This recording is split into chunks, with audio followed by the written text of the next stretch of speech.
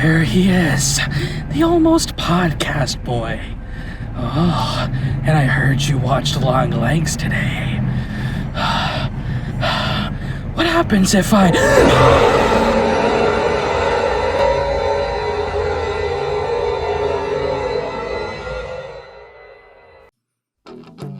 8, 7, 6, 5, 4, 3, 2, 1. And we're back. Welcome back to Filmatic, everybody. Hey, what's up? Long time no see. Hey, Jeff Cage. What'd you say, Jeff Cage? What? What? They said Age of Cage. Oh, Age of Cage. Yes, correct. Age of Cage. Ever heard of it? Yeah, I have heard of it. I started it. We started with the name. We started Age of Cage. I came up with the name. And Age of Cage began 6 months ago when we released Dream Scenario, the podcast. Mm-hmm. And here we are. Can audit that. There's a clip of someone coming up with it. True. Put it in here. Here it is. Well, why would I don't want to? Okay, I guess I'll go back and find the clip. But that clip in. See, I'm. This isn't. Yeah, the thing is, I don't have it. What did Octavia just say? He said, "Hey Jamie, can you pull up a clip?" Octavia, you got to talk into your mic a little bit more. Octavia's on his phone. Okay, let's just introduce everybody. Okay, obviously, I'm back here. KC's here, live from. Can I say where you live? Philadelphia, Boston, aka Pennsylvania. True, AKA. Pennsylvania. Things have been going on there, I heard. What happened, Nabeel? I don't know. I just heard there's things going on there. That's all I'm saying. Okay. And we'll get into that. We will get into that. We'll delve deep into that. Yeah. We'll get to the bottom of that. I mean, we do have some theories. That's all I'm saying. Yeah, we do. All right. Film theories? Film theories. I guess there's nothing really film about the theories. Just all right. So Darian's here. Darian's back. Darian's here. What's up, Darian? I've been gone for a while, but I'm back. Yeah. And I am here. Yeah. Once again, both of you were last on the Dream Scenario podcast 2 episodes ago. Back in January. Back in January. With M. M couldn't make it today. M hasn't seen the film, unfortunately, but will M be returning for any other Age of Cage episodes, Casey? I think so. I think they definitely want to watch like National Treasure. I know there are certain ones that some of my favorite Nick Cage movies that I'm excited to share with them. So I think they'll be back soon. Okay. Listen, you gotta show M. Willie's Wonderland. It's Oh, MC Willie's Wonderland. So Let's they go. can't be on that. Let's go. They Let's did go. hate it. We got to rewatch they hated it. That's fair. It doesn't matter if you hate it. It's more so that you've Experience watched it. Yeah, It was definitely one of the most surreal movies I've seen, and it's the only It's the only Nicolas Cage movie I've watched in full on SyncTube. So, that's something. It's only Age of Cage movie. Yeah, I watched that on SyncTube, and I watched National Treasure in Mr. Ross's 5th grade class the week after he got back from his DUI because he didn't have anything planned. Keep in mind, I was in American history class. So to learn about the Constitution, we watched Nicolas Cage steal it. There you go. It's crazy. I thought it was the Declaration. That's what I meant. Thank you, Jamie. Yeah, we'll introduce Octavio. Octavio Santecchia is here. His video. Octavio's having some internet, some video, even some audio problems. He's just having problems. He's sick. Is that true? Octavio, you're here. Go ahead. Speak. Hi, I'm Octavio, and I haven't seen the movie. Octavio hasn't. Yeah. I'm like the neutral party. Octavio is the neutral party. You heard it here first. Yeah. He's just going to be playing. Octavio is the window for you guys into Filmatic. He's Octavio is the devil's advocate. I'll do that. Mm. I'm down. Okay, so yeah, so here we are. We're here to talk about Longlegs. You know, Longlegs really, Long what's legs. really, Long legs. really providing the shot of adrenaline for Age of Cage, right? I mean, Age of Cage was dead on arrival, really, but Longlegs is here to revive it and usher us into a new age of Filmatic. And by new age, I mean just continuing season 6 as planned. So, you know, I'm very excited. Casey, you watched the movie yesterday. We watched it a few days ago. We've all had some time to think about it. We have a lot of theories. We have a lot of thoughts. Some of us, I mean, Evan isn't here. We hoped Evan could make it. He couldn't make it, but he didn't like it as much as us, which we can talk about. Just like, you know, the different.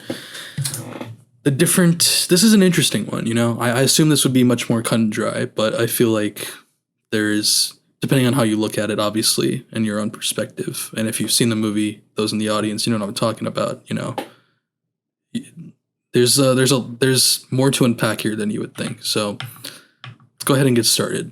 And for those who don't know, of course, Longlegs was directed by Osgood Perkins. You know, he's done a few other horror movies, mostly sort of indie, also with the, you know, Neon Studio, and of course with Nicolas Cage here for Longlegs.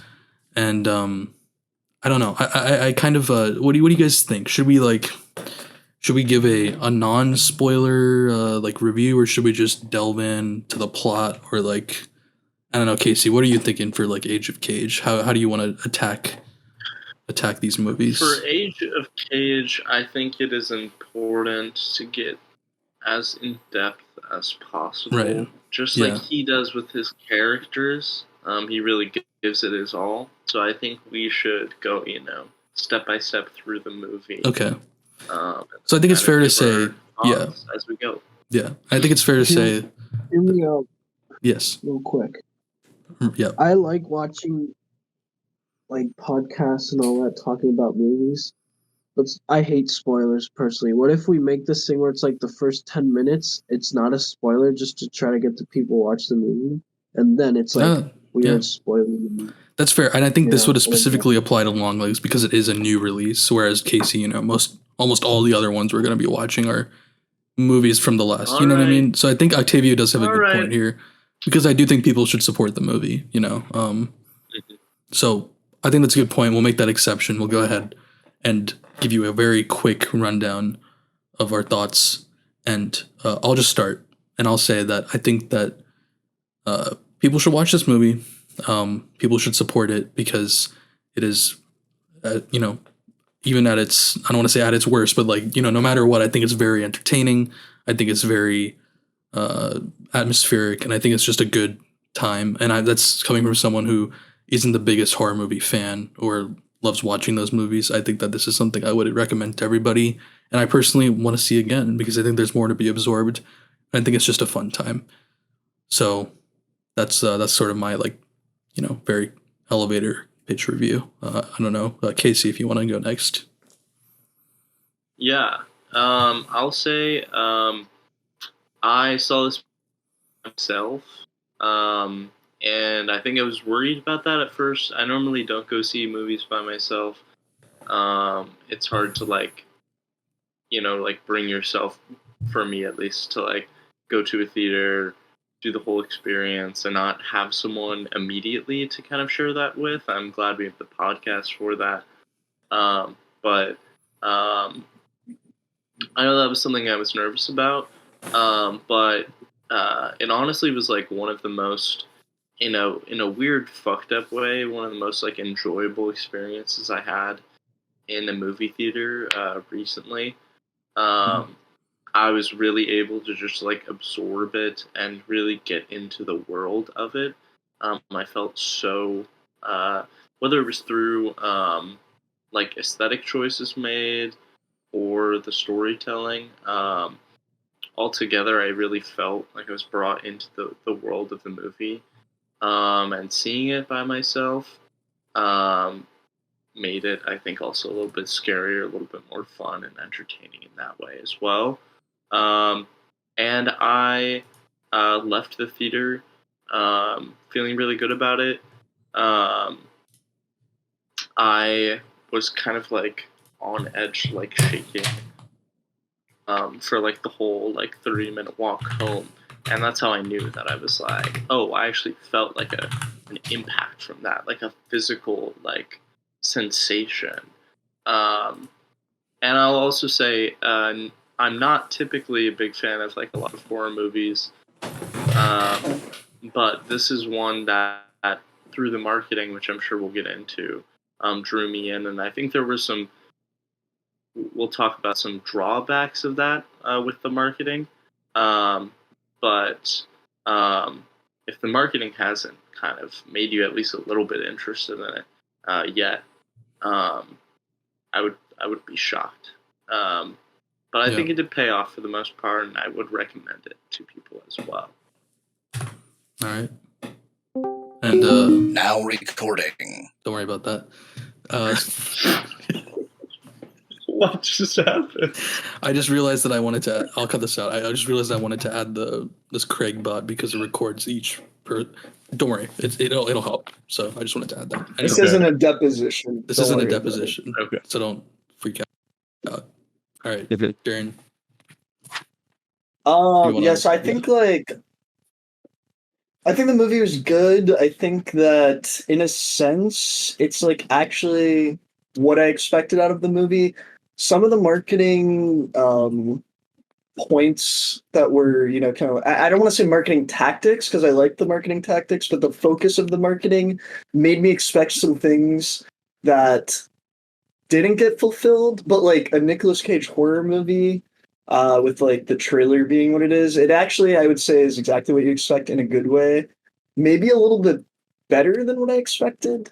I'm not like I wouldn't say I'm super into horror generally, but I do like a lot of horror movies, and I like the genre. I don't necessarily have a ton of like contemporary horror movies to compare this to, but I think that even if you're not a fan of horror, it's still worth checking out, which I wouldn't say about some other more recent horror films that I've seen.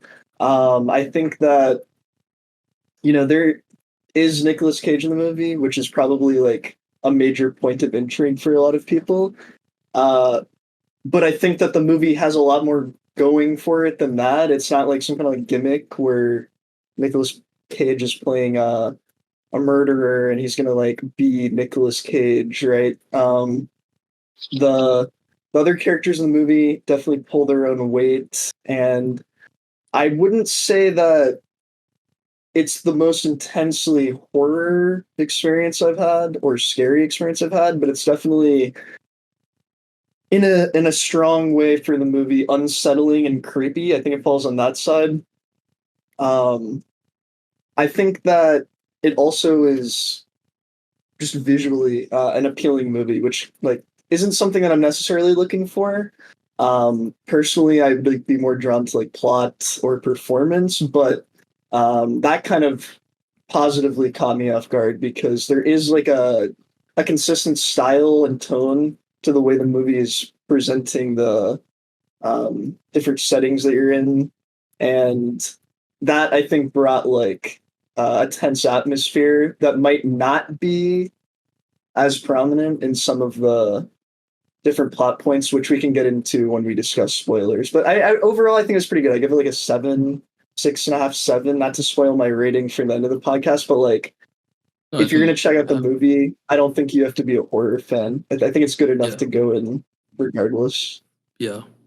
And that's something I really want to, I mean, obviously we'll talk about, but I want to add in especially is like, again, not only am I someone who doesn't watch a lot of horror movies, but I personally think jump scares, like by and large, at least the way they're done in mainstream, media is like pretty cheap. So that was something I was afraid of for this movie. But it doesn't, I wouldn't say it has that. What's that? The jump scares get me every time, and that's something I was worried about this movie. I wanted to ask I was like, is it super scary? Is it gonna like make me jump? Because I don't like that kind of stuff. I don't think 'Cause, so. like, No, and I when don't it know, does it's make you like- jump, it feels earned. You know, it doesn't feel like it's like cheap. I mean, Right. I don't know if this. I don't want to go into a spoiler here, but I think the best way to convey it to anyone that feels the same way and to you directly, Octavia, is like one example is there is at some point, I'll say it this way, there is a gunshot, and the jump scare is centered around the fact that you're expecting a gunshot to happen, but it's like an audio based jump scare, which I think is pretty different than seeing something like flash on the screen and like scream in your face. I Yeah. think it's more of just like a tense moment, and it's like, it's like functionally a jump scare, but it's not like if you don't like jump scares, you would hate the movie because of that. It's more so just like, oh shit, like tense, like, kind of like anxious feeling that it builds up. And I'd say that goes for the other moments in the film that are functionally kind of jump scary. There's not that many of them, first of all, but they're not like, I can't think of an example, but it's not like something popping out of the dark at you. It's not like that. Yeah, Yeah. yeah. It's not like I the. feel You like guys the remember? only Yeah. the only director I think that does that right is the guy that directs like I don't know, like The Conjuring or Insidious. I think his name is James Wan. But like apart from that, I never really liked jump scares. So that was like one of the concerns I had with this movie being a horror movie, personally. Mhm. Yeah, James Wan. Yeah, he also worked on Aquaman, one of the Fast and Furious movies. I think Fast Five, perhaps. Rest in peace, Paul Walker. Right? Or should he? Because Paul Walker You know. is fucking dead. he's dead, And he's fucking minors. and Or he was. Before he died. yeah, look it up. Paul Walker, 13 or 14 or whatever age the young woman was. So, where was I going with this? I was gonna say earlier. Do you guys remember that video? That was like really popular on YouTube when we were like in middle school, where it was like a car going through a grassy field, and then it's like, Classic. and someone shows it to you, and you're like, what is this supposed to be? It's like very like pleasant music, and then at the end, like a girl, like kind of like the Ring girl, basically like shows up and like screams. Yeah. That's what I don't like. I feel like there are movies that are like that, and I feel like this is obviously not Mhm. that at all. So that was my example to you, Octavia. Like it's not like Yeah. that. I'm glad. So with that, I think that's a pretty good non-spoiler to get people to go see the movie while it's out, or if it's not out and you're watching it later time, go stream it. Don't pirate it. That's illegal. But go watch it somehow. It's illegal, but it's cool because pirates are cool. True. Octavia, do you have any thoughts about pirates? The One Piece is real. Okay. So let's go ahead. I'm gonna go ahead and say, go ahead, go watch it, and come back because we're gonna be hitting you with a very in-depth review with tons of theories and missed details that you are not gonna want to miss. So I'm gonna assume you're gonna go watch the movie now. Go ahead, go watch it, and welcome back. I hope you like the movie. We're gonna talk about it. We're gonna hit you with missed details. We're gonna jump We're scare gonna you. hit you with the facts. Facts are gonna hit you so hard, I'm gonna get felony assault. Okay. All right. Well, No. long legs. Let's delve into the plot. I wore my long legs today. I wore my long legs. I wish I remembered how he said it. Something like that. I mean, as people know from the promo that is by now on Instagram, I try my best to do the long legs voice. I don't think I did a good job, but I do think, I think with enough time I could nail it. It's like Michael Jackson mixed with like, I don't know, Kermit the Frog. Tiny- Yeah. What? Tiny Tim, the like SpongeBob song guy. People were talking about this. He's kind of doing like the Tulips song from SpongeBob. Oh, tiptoe. I know by the wonderful. window. Yeah, that's from Insidious. Yeah. So true. Well, it's not from, but it's in it. It's from Tiny Tim, I think is the name. but people were talking about like how it sounds like that is something like Nick Cage possibly drew inspiration from for the voice. I think that's kind of. I don't Makes agree with sense. that. I don't think he watched SpongeBob. You don't and agree was with like- I don't think that he watched Not SpongeBob. SpongeBob. No, not but that's SpongeBob. a He's that, a that is musician. Oh, Yeah. okay. I thought you He's said a he was in. musician from okay. the. Oh no! I would also the say song is- outside of Insidious, but I mean that's probably the main place you would draw it from, right? I mean, but I've Yeah. seen that used in internet-based horror, like in the content. That sounds so stupid. Like YouTube videos that are attempting to be creepy Yeah. without being a jump scare will sometimes use that as a backing audio. I don't know if I would liken it to like copyright-free YouTube music, but I think it is like an era-specific, like creepy pasta. I mean, I type use song, that you know what I music mean? for in one of my French projects. It's on YouTube. Tu as passé de bon vacances. It features me and Chris Wolf and Matthew Ippolito. Shout out Matthew Ippolito. And it's a scene of him doing jump rope, and I played that song because I thought it'd be like funny, you know. I really tried to really. You can go to my YouTube channel and see all this. I really, really, really like. I feel like my calling in life is to like make people laugh, you know, and like I don't know, Casey. I mean, you were in my French. Actually, you were both at one point in my different. We were all in French classes together at some points, and I don't know about you guys, but like the laugh you get from like a good French video that you've made, right? Good. Like Yeah. King of the Or World. just the language in general. Yeah, the people. Fun to laugh at. It is a I'm stupid sorry, but, language for stupid people, but yeah, you know, it's yeah, it's okay, that's totally on the laugh It's there. fine. That's fine. There. But I mean, France. I mean, didn't they just they fought off fascism? Pretty teary. They You did. see that? They won. Yeah, they did win. It's over. Yeah. No, but The it's French, over. honestly, we did.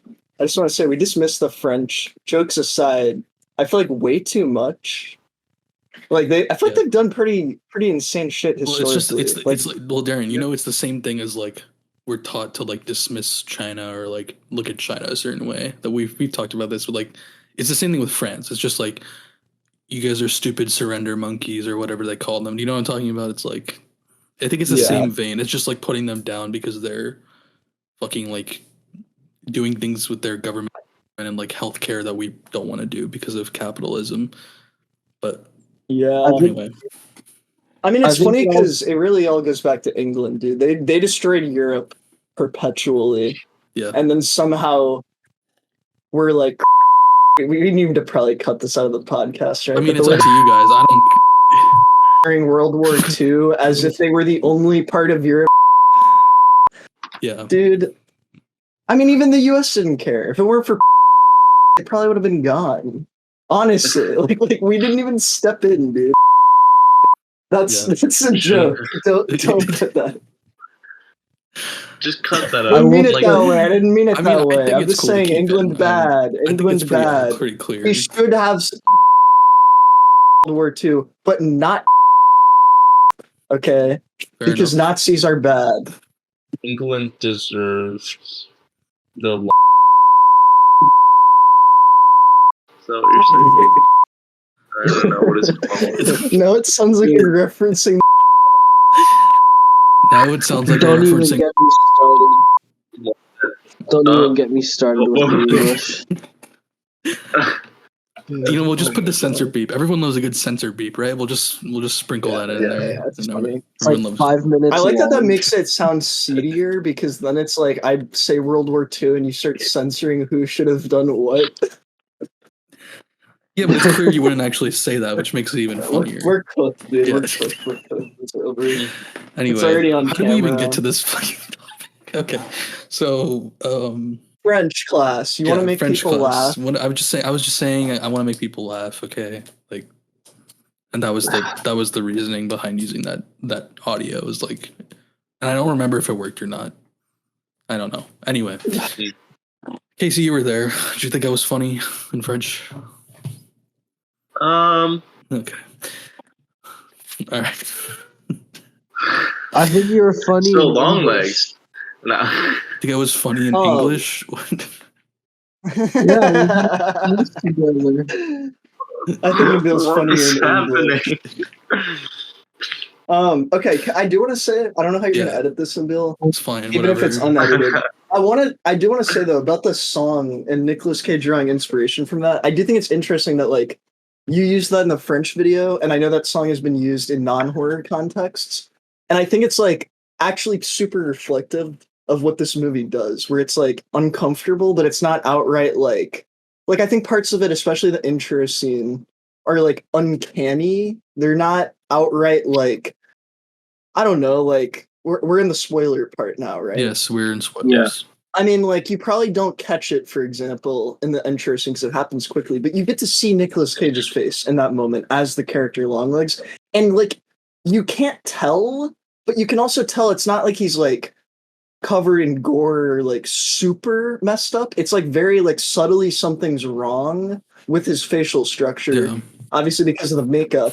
And I think like songs like that, without trying to go too much into this like thing that I'm referencing, is like Vsauce, all right, the OG Vsauce videos. If anyone has seen the one about things that are creepy, the concept of the uncanny valley, I think, is something that he might actually mention in particular reference to this song, and specifically the way the voice sounds, the way Nicolas Cage portrays his voice in this movie, and also the visual like portrayal of his character. I think a lot of it's just like writing that line also with his performance, which we can get into, where it's like, this could be funny, but I can't tell if it's funny. I can't tell if it's bad or if it's funny.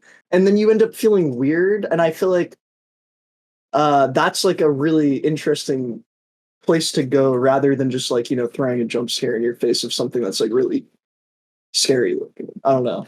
Yeah. Mm-hmm. Yeah, I think that is definitely something we'll touch upon, that sort of thing you're describing. But just to like, I guess, go in order to like catch as much detail as possible.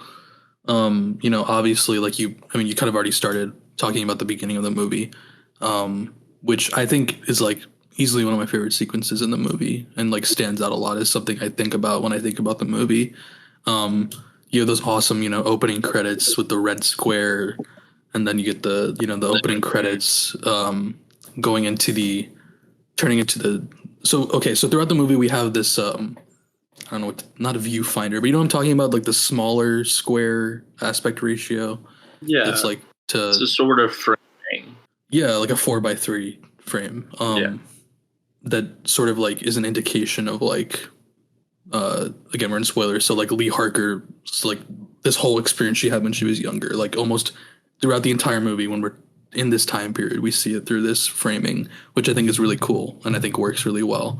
And then for the opening of the movie, it being entirely like that, starting with him driving in his car, going into him stalking the house, her leaving the house because she sees the car, then of course she sees him. Such a strong opening. Like again, Darian covered this, but like I really think it just works really well, and I think it does flip your expectations because, and maybe we can start to talk about the marketing, but like going into this movie into opening weekend, you don't see Nicolas Cage's face in any of the trailers.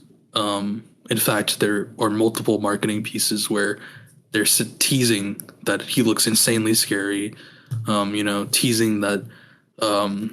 Micah Monroe, the main actress, is like, of course, the infamous one with her heartbeat. Like the first time she saw him in like full makeup and prosthetics. So I think to reveal his face right away is really interesting, is unsettling, adds to the tone, and also makes you wonder because it's like, I don't know about you guys. I had the thought of like, oh, they're showing us his face right away. I kind of like that. Because going in, we had talked about, Darren and I, like, that we were hoping it wouldn't just be like a last 20 minutes sort of thing. So I thought it was interesting they showed it rather in the first 20 minutes. And instead, like, wondering if that's his only face. Would he evolve? Would he look different throughout the movie? I don't know. What did you guys, like, I guess, think of the choice to, show him so quickly? I mean, Darren, you kind of talked about it. I don't know, Casey, if you have any thoughts. Yeah, it's interesting because I kind of didn't put it together, but I also noticed that and had a similar thought of like, it made me think a lot about, like, is that what his face is going to look like for the whole movie or what? And it actually, it does look noticeably different throughout. I don't know if y'all caught on to that, but it has to do seemingly with, like, the type of makeup he's wearing, not makeup in terms of Nick Cage wearing makeup, but the character Longlegs wearing makeup to kind of play this character of Longlegs. But in that opening scene, it's also because he's, like, out in the cold. This is, like, very specific details, but, like, his lips are this, like, very, like, pinkish red. Yeah. And, like, it toned with, like, how pale his face is from the white paint. And the juxtaposition of his hands. Like, yes. Yeah. It's, like, that's something about it that, like, really, in that opening scene, works well and, like, really creeped me out. And how they're at first only showing his lips and his chin, which is, again, has these, like, different, like, bulges and different, like, things from the prosthetics, seemingly. And then, if we'll get to it, but later on in the movie, when he's shown again, depending on the different lighting, and like, I think of the scene when he's in the store with the little girl, that has been shown in some trailers recently, where he's kind of showing his face but also, like, hiding it with his hands once again.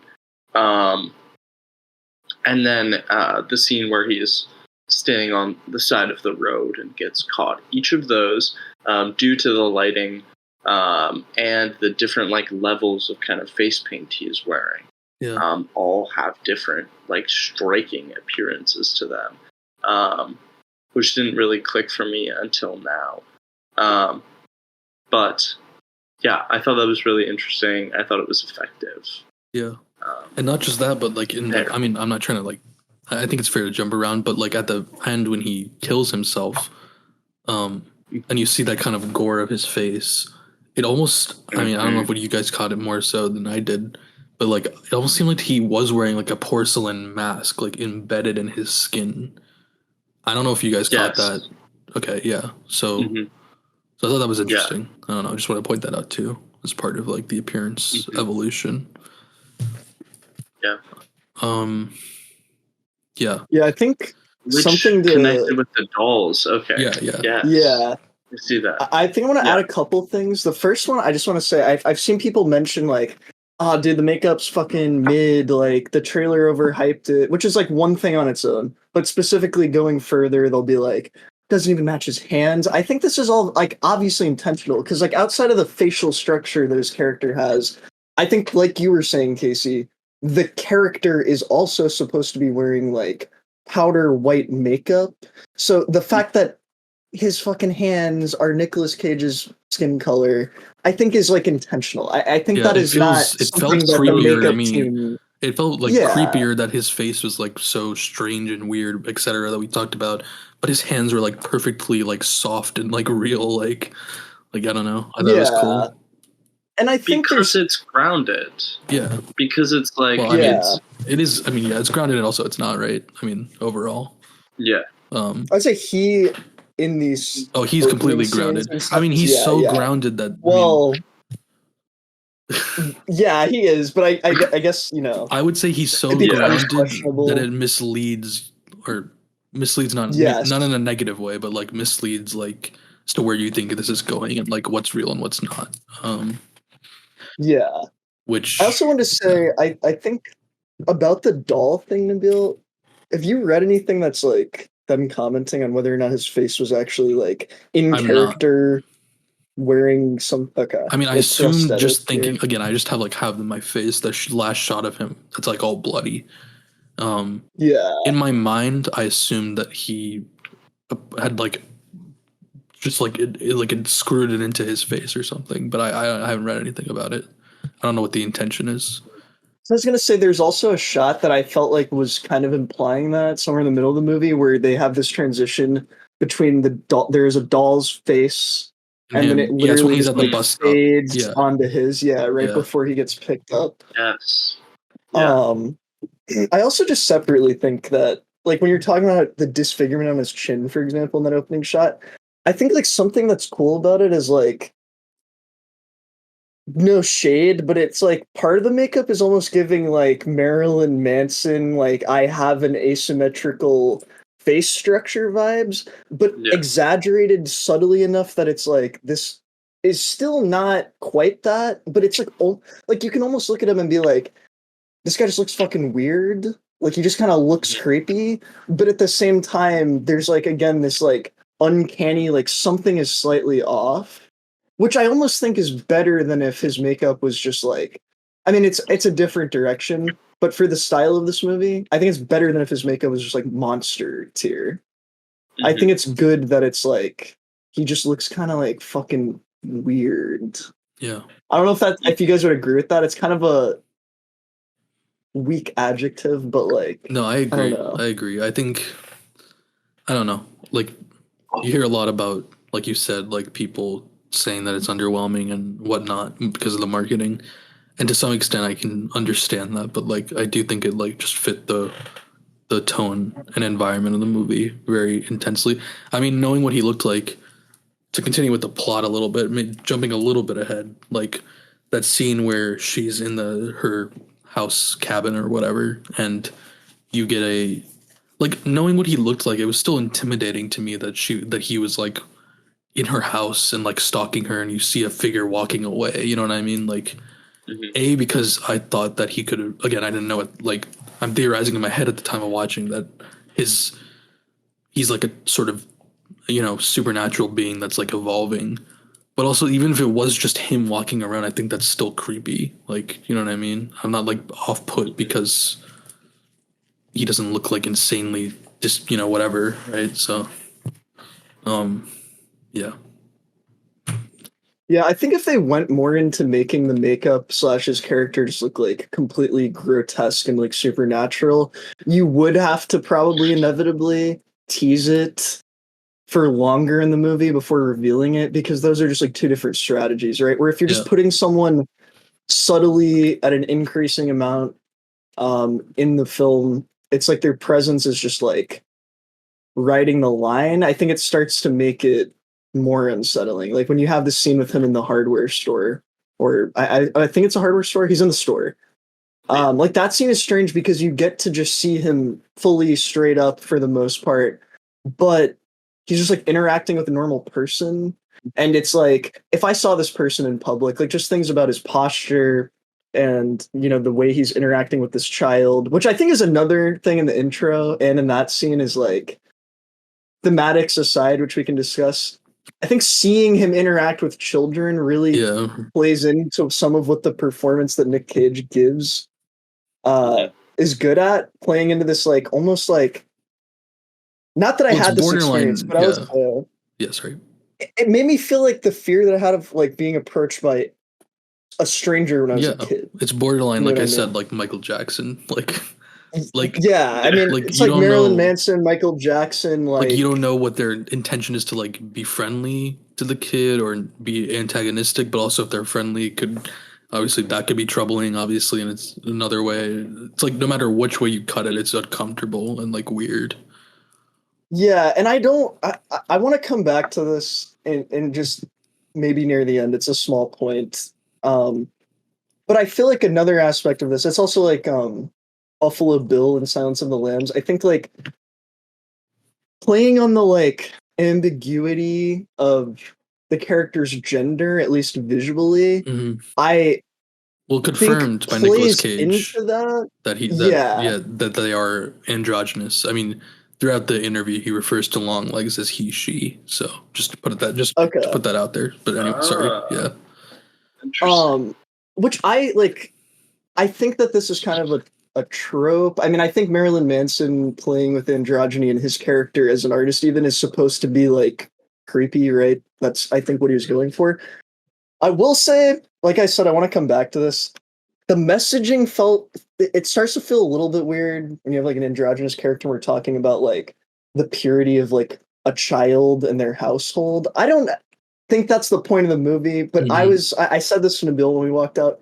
Felt a little weird. At the same time, though, thinking back, I also realized that I don't think he's just drawing on like this kind of like gender, like kind of like I don't know how the binary. This sounds so fucking weird out of context, right? I think there is like an age binary, okay, that he is playing with when he acts as this character, when he does the thing with his hands, for example, or even when he says, "Oh, you know, it looks like I have my long legs on today." I think he almost in his voice is sometimes slipping into this like feminine, like motherly type tone, but I think also sometimes he's slipping into like a childlike tone, and then he'll slip into this more like masculine, like authority figure type. Like it's constantly wavering, but I think it makes him feel completely just like ambiguous. Like he's not.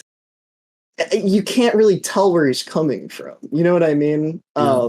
So in the same way that he's like mixing in different aspects, whether it's just the appearance or his performance or both of the gender binary, I think he's also doing some weird things where he starts to like not act like an adult, which I think plays into this subconscious like fear of like he's a predator, like towards children, but also it plays into the idea that you like don't actually know what's going on. Is he like mentally ill? Is he like, we can get into this more, but like a supernatural entity? Is he like, you know, where is he coming from? I guess also, you know, what is his goal?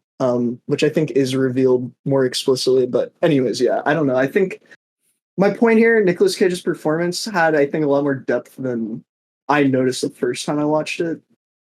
Yeah, I agree.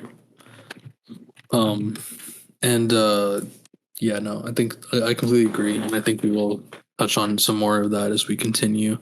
But yeah, and for this beginning part, I think in my mind, I was just thinking like, although I do have you have those supernatural thoughts, like the way it's initially first presented, I think from the intro scene into seeing Lee Harker as like an agent starting out, like I am thinking more serial killer, but I do like the way that it slowly starts to like open your mind to like it being something else, right? Because as we we continue with the plot, like we flash forward to her like in the field, and we're getting a tease that she's like somehow like clairvoyant, right? Because she knows where like this perp is in this house, and her of course her what's it called, not sidekick, what am I trying to say, her partner gets killed at this with this other perp that she finds at the beginning of the movie. And then we see this, I like this scene a lot in hindsight, where we see her like right after this being like tested by the FBI in this dark room, like trying to like show that she's like clairvoyant with this like weird sort of like Rorschach sort of mind test, where they're showing her all these images, asking her to like guess numbers and make connections of the images. And then we soon find out afterwards that I guess for some reason the FBI has reason to think that she's like clairvoyant, because she was able to pass this test of predicting like numbers like a certain number of times. But to her own point with that line, she says that, like, she got it right 8 times, which is crazy, but also she failed it 8 times. So you're kind of led to doubt, like, especially in the first half of this movie, like, really, like, is this just a serial killer, or is this something supernatural? And the movie plays with, like, is this real, or is this something more throughout the whole movie? But yeah, so then we and if you guys have any if you have any thoughts, I was going to say, feel free to interrupt me. Yeah. I just want to add that a cool detail I would have never, I wouldn't expect anyone to catch this in their first watch. I mean, maybe if you're just like savant tier, but somebody pointed out that when she's taking that Rorschach style test of the images, I guess the only 2 examples I remember them mentioning are she says something like affirmative towards the upside down triangle, which I didn't even remember them showing. And also in reference to one of the images that's like part of this visual pattern she picks up, she responds father, Okay. which is interesting, which we can get into more. But I just thought that was cool because I Yeah. didn't think that I meant didn't- much at the time. I didn't right? remember. Like, Yeah, I just didn't remember her answers. Mhm. That's really Yeah, interesting. I also think with that scene, I think that something you were kind of touching on a little bit with this like mix of supernatural and like what is real. It's kind of just coming to me now, but so I may not have the best way to explain it, but it's also like a recurring thing that like the FBI is willing to test her and see if she has these like supernatural abilities, and seems to believe to some extent that she does, that Lee is able to see the future or have some kind of deeper connection to the world around her, but also is unwilling to believe that the long leg situation is in any way like anything more than just like cut and dry serial killer, which I think is an interesting like dynamic between like a like government organization trying to like solve this crime and facing like the conflict there. Do I know exactly where I'm going with that? No, but I just thought that was like one of my takeaways from that. For sure. I think maybe we come back to it when we get to this, but I think that actually is not something I consider. And the way you worded it specifically is like a really good parallel to what I've understood the themes that is his name Oswald? Osgood? Osgood. But I think people Osgood. call him I'm sorry, Oz. They call him Oz, I think. Oz. Yeah, well, I'm just gonna go with Oswald Perkins because I'm gonna fuck that up Cobblepot. otherwise. Yeah. The way Perkins talks about wanting to implement the themes, I think actually has a lot to do with what you're saying, where she does not want to believe that this is personal or connected to her past. Like I said, we can discuss it more, but I mean, to make it clear to anyone listening, a theme in the movie is kind of like, protecting your child from like traumatic things that have happened in their past, not wanting them to have to face this like loss of innocence, something with her mother's character that comes into the plot. And I think that kind of plays into exactly what you're pointing out, Casey, is that she doesn't want to accept like, no, it can't be me, it can't be him. There has to be a rational explanation. And she's shut out, key details of her memory that would prove to her that it is personal to her and him. So I think maybe that is something I didn't pick up on that's kind of layered in there, which is actually interesting. Yeah. I mean, just even on the theme of more broadly like trauma and the way you are willing to accept like maybe I am the victim here, or maybe I do have more say within what happens. It's kind of like, I think especially with her character who is, I've heard different, like people say different things online about like her maybe being like neurodivergent. I can't like speak personally to that necessarily, at least not to my knowledge. Like maybe I have a You did take an diagnosable, online test, right? Yeah, I did take a test. I have taken a test. But no, I think like at the very least her character is very like Darian's anxious like and seeing kind of like colors battered. and it's just And I think you see also, a similar thing with her mom at this point in the movie, which we can also, I guess, progress the plot discussion here. But, that first scene following all of this, where she gets a call from her mom, you can tell that there's something there that she doesn't want to admit to her mom that things are getting weird. She doesn't want to reference her own connection or importance in this case. And she's hesitant to like respond to her mom's question about like, oh, have you been praying? And I think it's implied that she's like, shit, I haven't been praying, which is like something my mom used to tell me. Maybe that has something to do with why I am, personally experiencing some kind of psychic connection to a murder, is because like I don't know. I think it plays into that like past relationship with your parents type thing. I don't have fully formed thoughts on that either, but Yeah. No, I agree. And we'll definitely delve into that as we continue. Yeah. Again, interrupt me. Anybody, including Octavia, are you here? Octavia, you still here? Yeah, what's up? All right, yeah, just checking. Saying if you fell I'm asleep. here.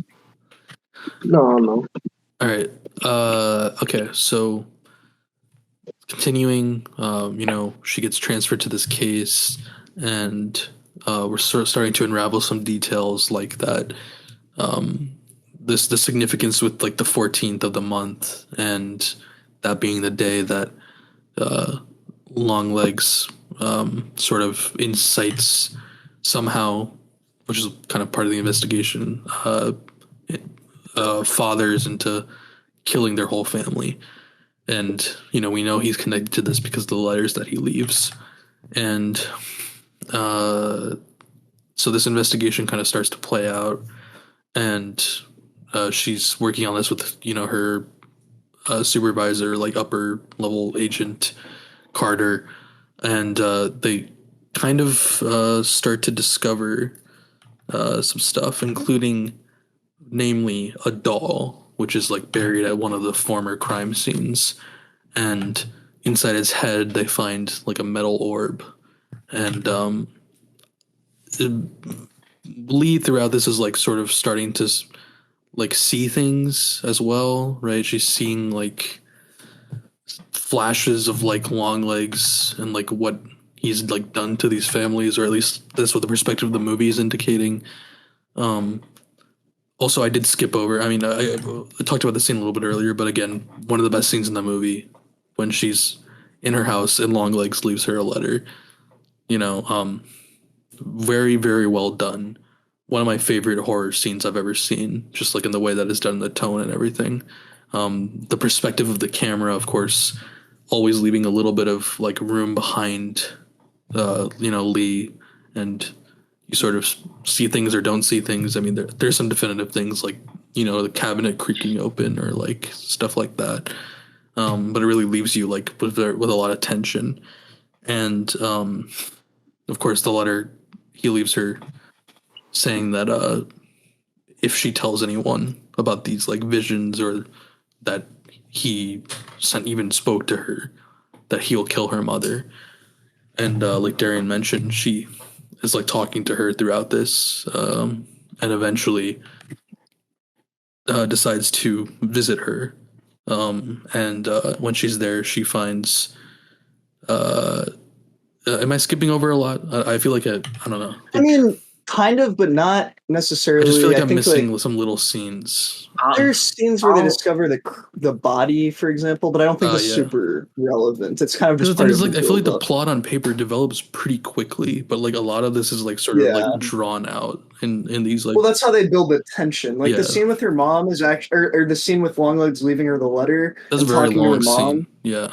Yeah, but you've covered all the points. I think that's what's good about it, though. Yeah. A lot of it is like you don't know what's gonna happen, right? Like, yeah, they could have like filled it with jump scares, but it's also like I think that's another element of horror where it's like you're saying, like there's space in the shot for something to happen, and maybe you think something's gonna happen or you see something that is there, but it's kind of evoking that thing of like, well, there's actually nothing there. Like if you heard something in your house. And then it's almost scarier if there is nothing, right? Like, I think a lot of what's going on, even after that scene, they find one of the bodies and it's like really gruesomely decayed.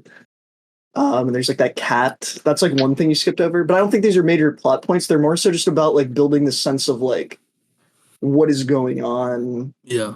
The characters enduring a lot of like psychological stress, Yeah, for sure. I think with that, it actually brings up like an interesting point in that I think one of the things they're skipping over is like they do these like he has this algorithm and it's creating like the upside down triangle, and that was something I personally was like, I get that this is necessary to explain like some kind of like building some reasoning and starting to explain like the satanic aspect of it.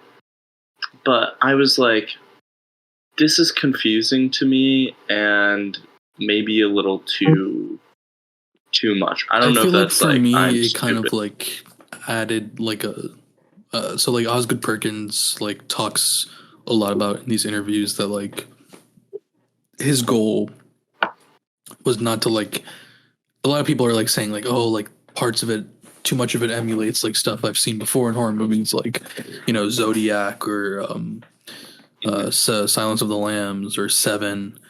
And it's like he talks explicitly about like naming some of those movies, saying that like he was trying to like use them to like throw the audience off and to like thinking that they're gonna see something like that, but then to like take a right turn later on.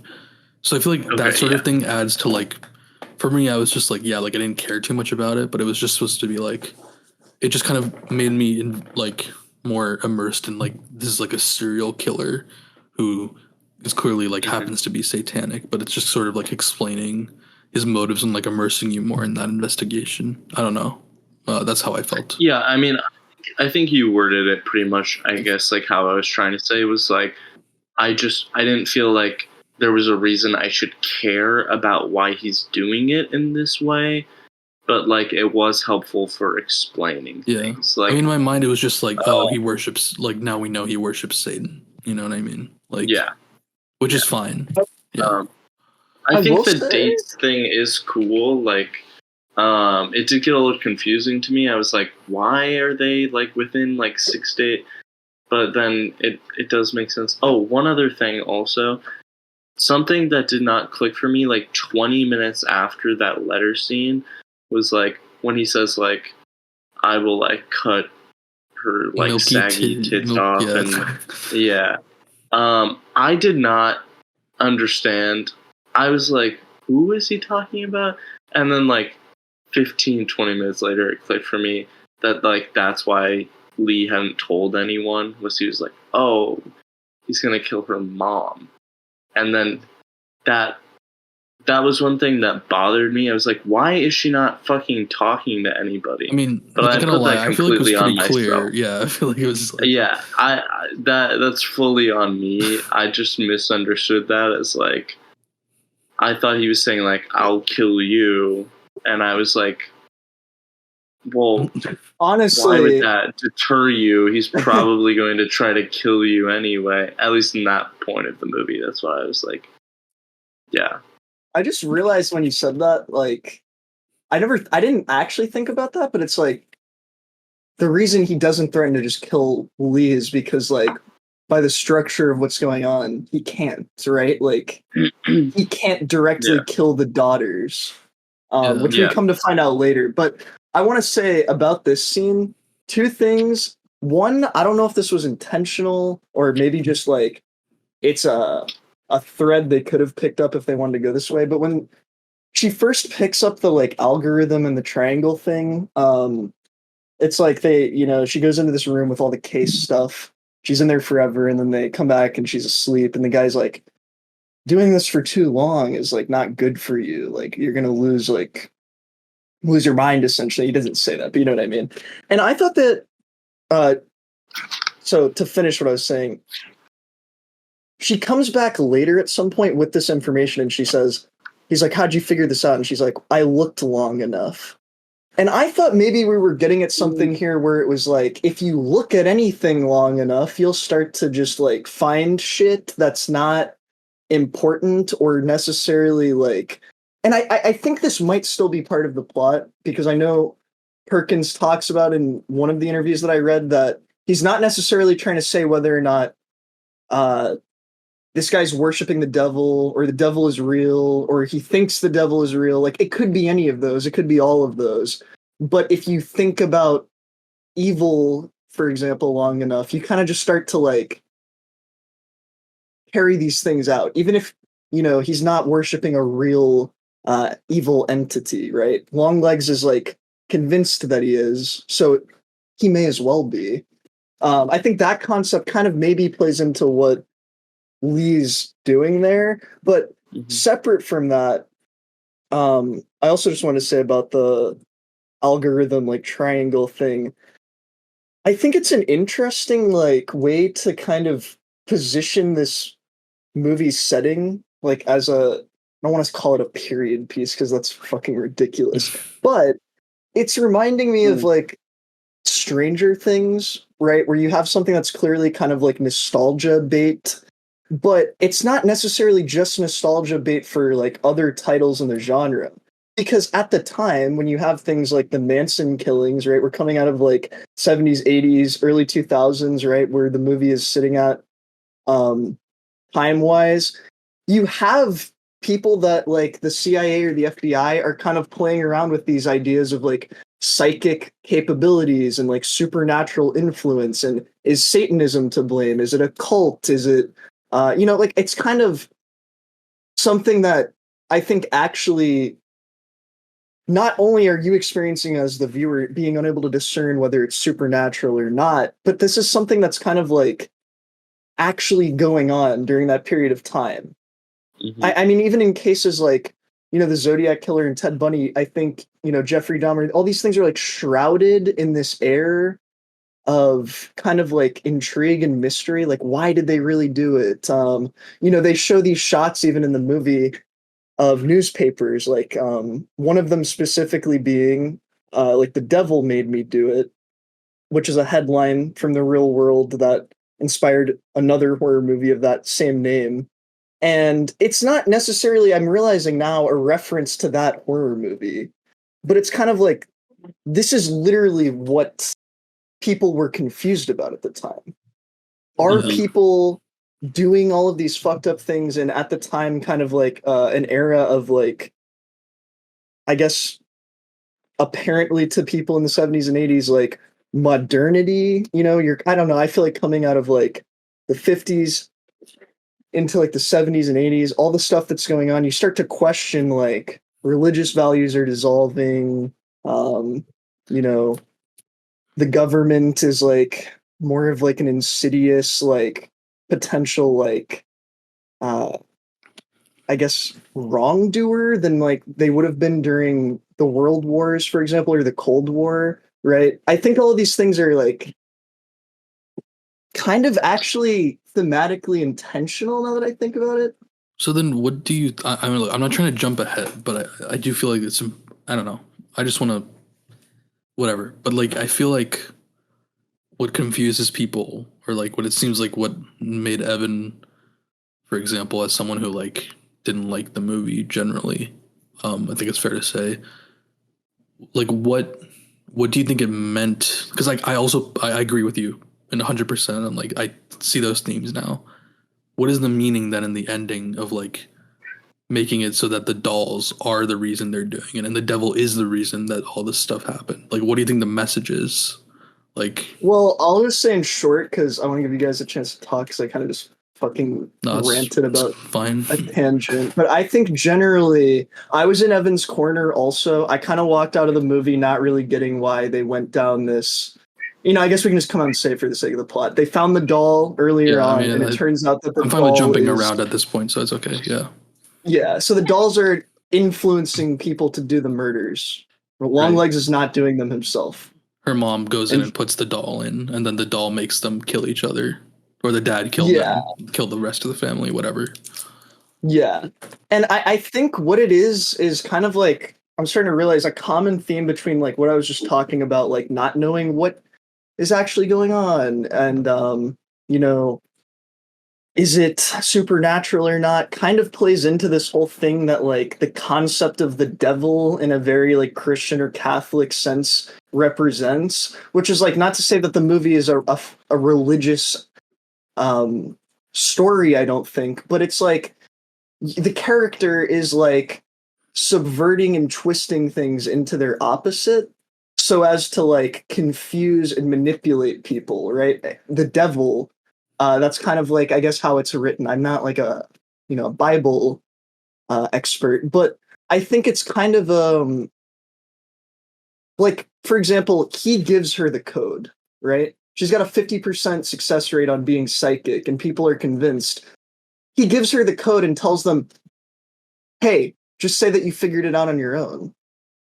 And it's like, this is another form of deception, right? I think a lot of the things in the movie are actually like that, and they're kind of doing that to the viewer almost, where it's like, he wants to trick you into like thinking it's going to be Hannibal Lecter type shit, or he wants you to think that it's going to be maybe at certain points like Annabelle. But then at the end of the day, it kind of like isn't necessarily dependent on the devil or Longlegs or her mother or the dolls. It's kind of just like a product of, I mean, I guess if we really want to get down to it, it's her mother wanting to protect her and being willing to betray her own values, right? But I think I think the whole kind of point outside of that aspect is just that the concept of evil is not necessarily something that is like ever going to be clearly black or white. I guess I could say it's never going to clearly be black, but it's like by nature it's something that is like subversive and confusing to people. For example, if you have a murderer like Longlegs, it's hard to like comprehend that like maybe this guy isn't worshiping the devil. Maybe he's just a sick person. And on the flip side, some people might find it hard to believe that he isn't a Satanist. More religious people, right? No one would do that. That's in the same way that people are like, how could the fathers do this to their family? How could this happen to us, like the most like pure people in the neighborhood or the church community? I think that kind of idea is like, and that's tied in with like the whitest house thing, right? That Longlegs says, like, true. I mean, it's very vague. I don't know if you guys probably maybe remember the lines better than I do, but he talks about like looking for the pure. He doesn't say purest. I interpreted it as purest, but like the whitest house, which kind of ties into like why everything happened with like Lee and her mom is like we're kind of led to sort of believe that like before this she was very religious, Lee's mom.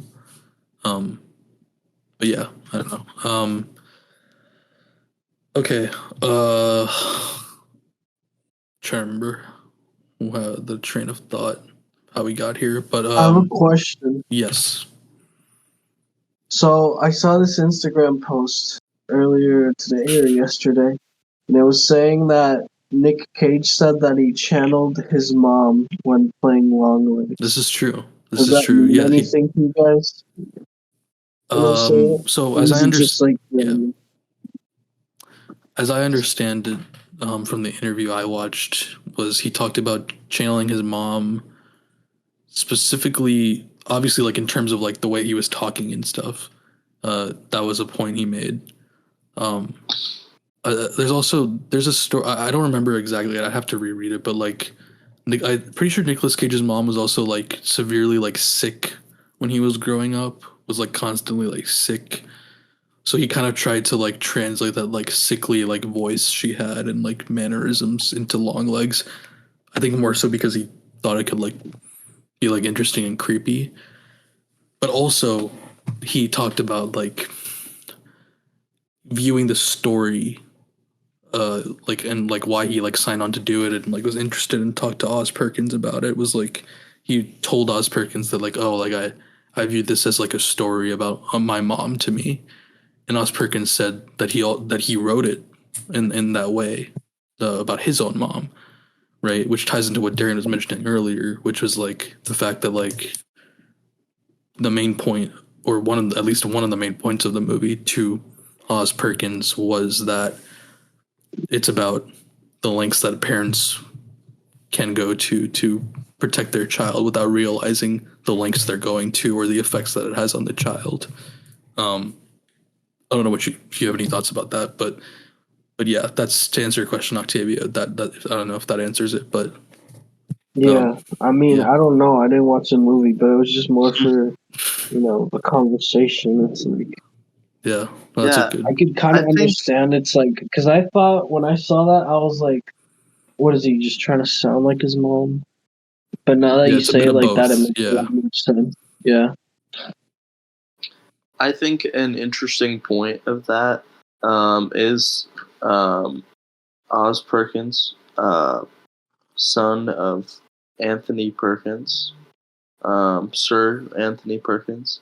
But Oz Perkins also a child actor growing up. True.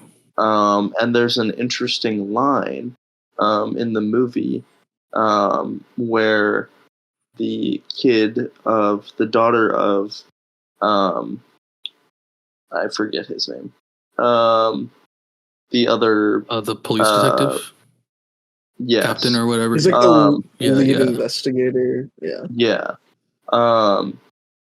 She asks Lee, did you always want to be an FBI agent? I think she And asked. she says no. Yeah, sorry. Oh.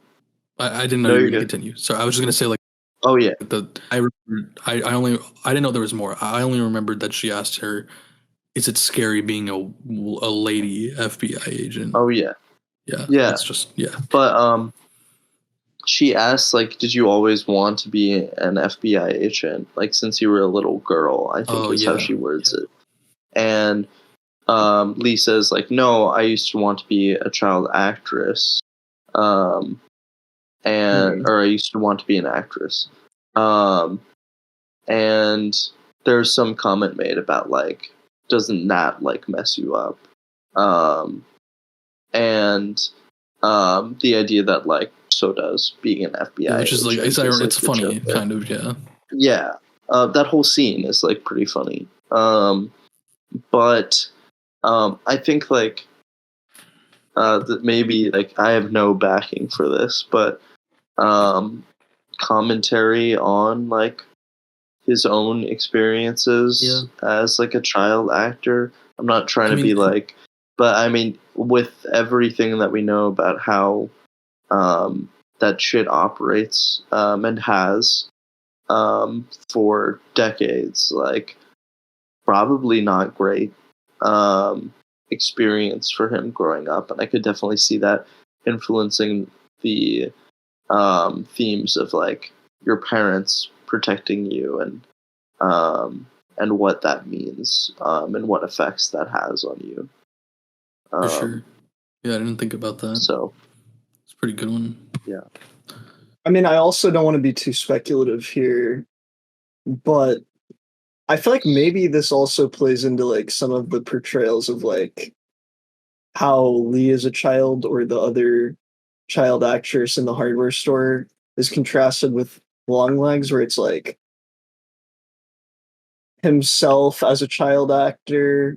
You might feel maybe in retrospect, or even again, I don't want to speculate, but maybe even for real at the time, you're having these uneasy, almost creepy experiences with older people around you that are not your parents, but they are, in the context of the movie, I guess you could say they're working with your parents. And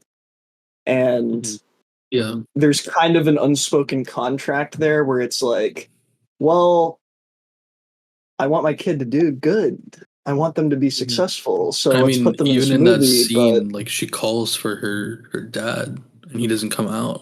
At least, I mean, maybe he came out afterwards. But as far as as long as he's there, he doesn't come out. And then Longlegs immediately afterwards, in the car, is kind of mocking her, for yelling for her dad. So that's it's interesting. Yeah. Also, just wanted I think this would be a good point to give the context also that Osgood Perkins, his relationship with his mother/father that I gathered from the interview, correct me if any of this is wrong, but so his father had AIDS and this was concealed from him as a child, to the degree that he did not know that his father was dying up until the point that he died, and his mother knowingly concealed this from him. His father was also Anthony closeted. Perkins? Sorry, I just wanted to... Anthony Perkins had AIDS? Yeah, he was closeted. Which he also talks about as hard to live with his dad having two lives. and he directly has talked about that in relation to this movie. Does he mention whether or not his family was religious? As far as I know, no. But there could be an interview with more on that.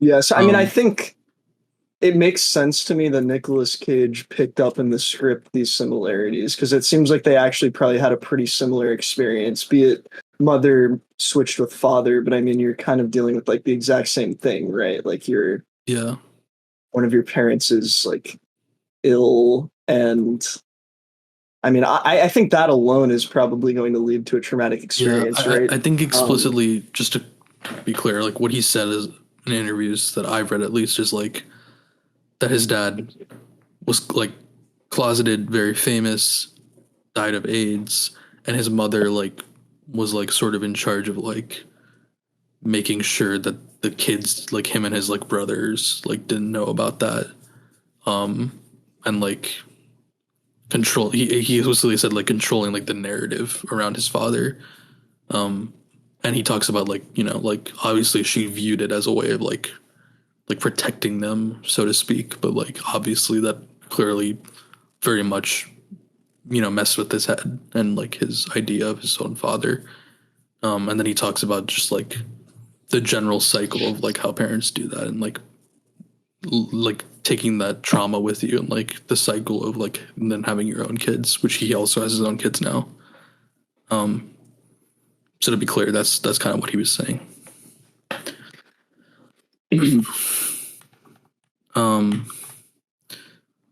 So yeah, we kind of jumped around the plot a bit. We did, I guess, just to touch off stuff organically, like I just talked about like the hardware scene and him in the car. What'd you guys think of Nicolas Cage's like performance, more so in like, I guess, in a little more detail? Like, you know, some people think is, I know we've generally said that we like it and how it adds to the tone and stuff, but like explicitly, like some people don't like or thought it was like scary of him like to be singing, and like, or that we saw too much of him, you know, him in the store and like in this car.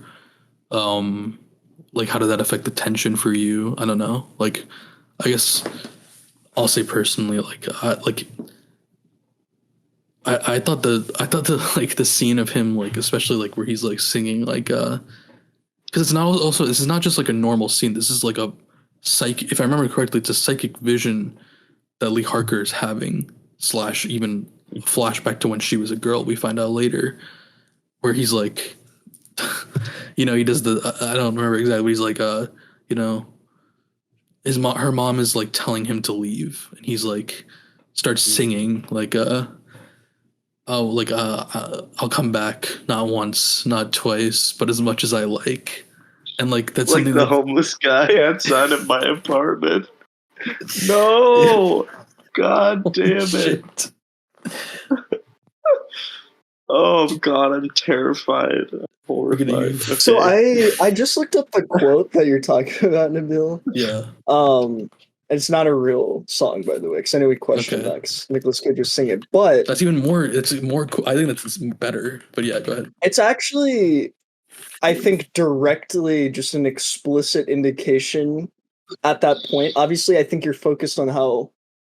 I mean, I guess this speaks to how, even if you're laughing, how weird Nicolas Cage's performance is, because I don't think me, you, or Evan picked up on this. But so what he says is, "Let me in now, and it can be nice. Make me go now, and I'll have to come back, not once, not twice, but as many times as I like," which is literally what happens, right? Because the mother is basically offered it's revealed later on that when Lee was a child, Longlegs comes to the house, finds out that there's no father, so his original plan here is of corrupting the father to kill the family doesn't work.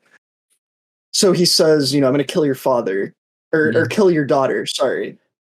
And Harker's mother is begging to not let that happen. And it's basically like he's saying, if you let me do this now, it's just once, and it'll be nice. Well, I mean, guess they'll that would die, be but yeah. you'll die, but that's it.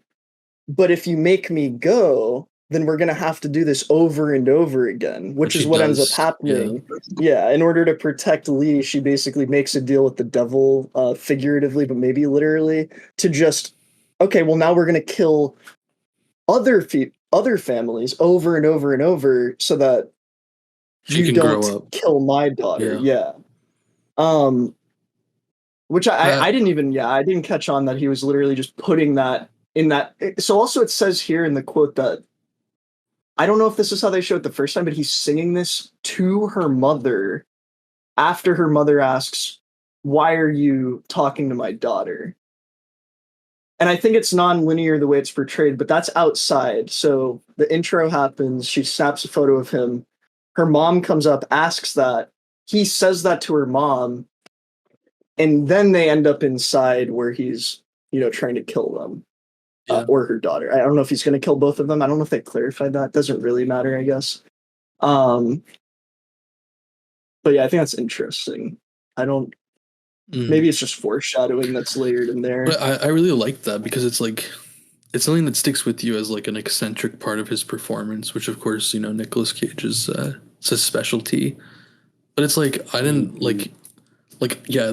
I mean, it didn't take me out, but like we were laughing like Darian and I like in the theater like because it was like absurd. It was kind of an uneasy laugh. Yeah, no, it was uneasy for sure. And I thought it's kind of like watching the Joker, like in Joker, laugh on the bus. It's kind of like you want to laugh at him, but then you're like, I'm not laughing with him. I am laughing at him. This is kind of bad. This feels weird now. Like once you realize why you're laughing, it's like I shouldn't be. Yeah. I also just want to say really quick because I had the fucking thought, and I don't know how I didn't immediately think about this, but that line that I just read is like a perfect metaphor for the concept of hiding something from someone to protect their feelings. If you push this away now, or if you just let it happen now, you could rip the Band-Aid face the reality, off. everything will be fine. But if you push it away, it's going to have to come back over and over and over again to haunt you, essentially. Yeah, holy shit. That's insane. That's crazy. I was like, I thought I just had this moment now where I'm like, okay, no, that makes sense. It's but I think it's like so cool that like so much meaning can come from that, and also it'd be like such an entertaining and like fun part of his performance, but also still holds so much tension in the movie at that moment. You know what I mean?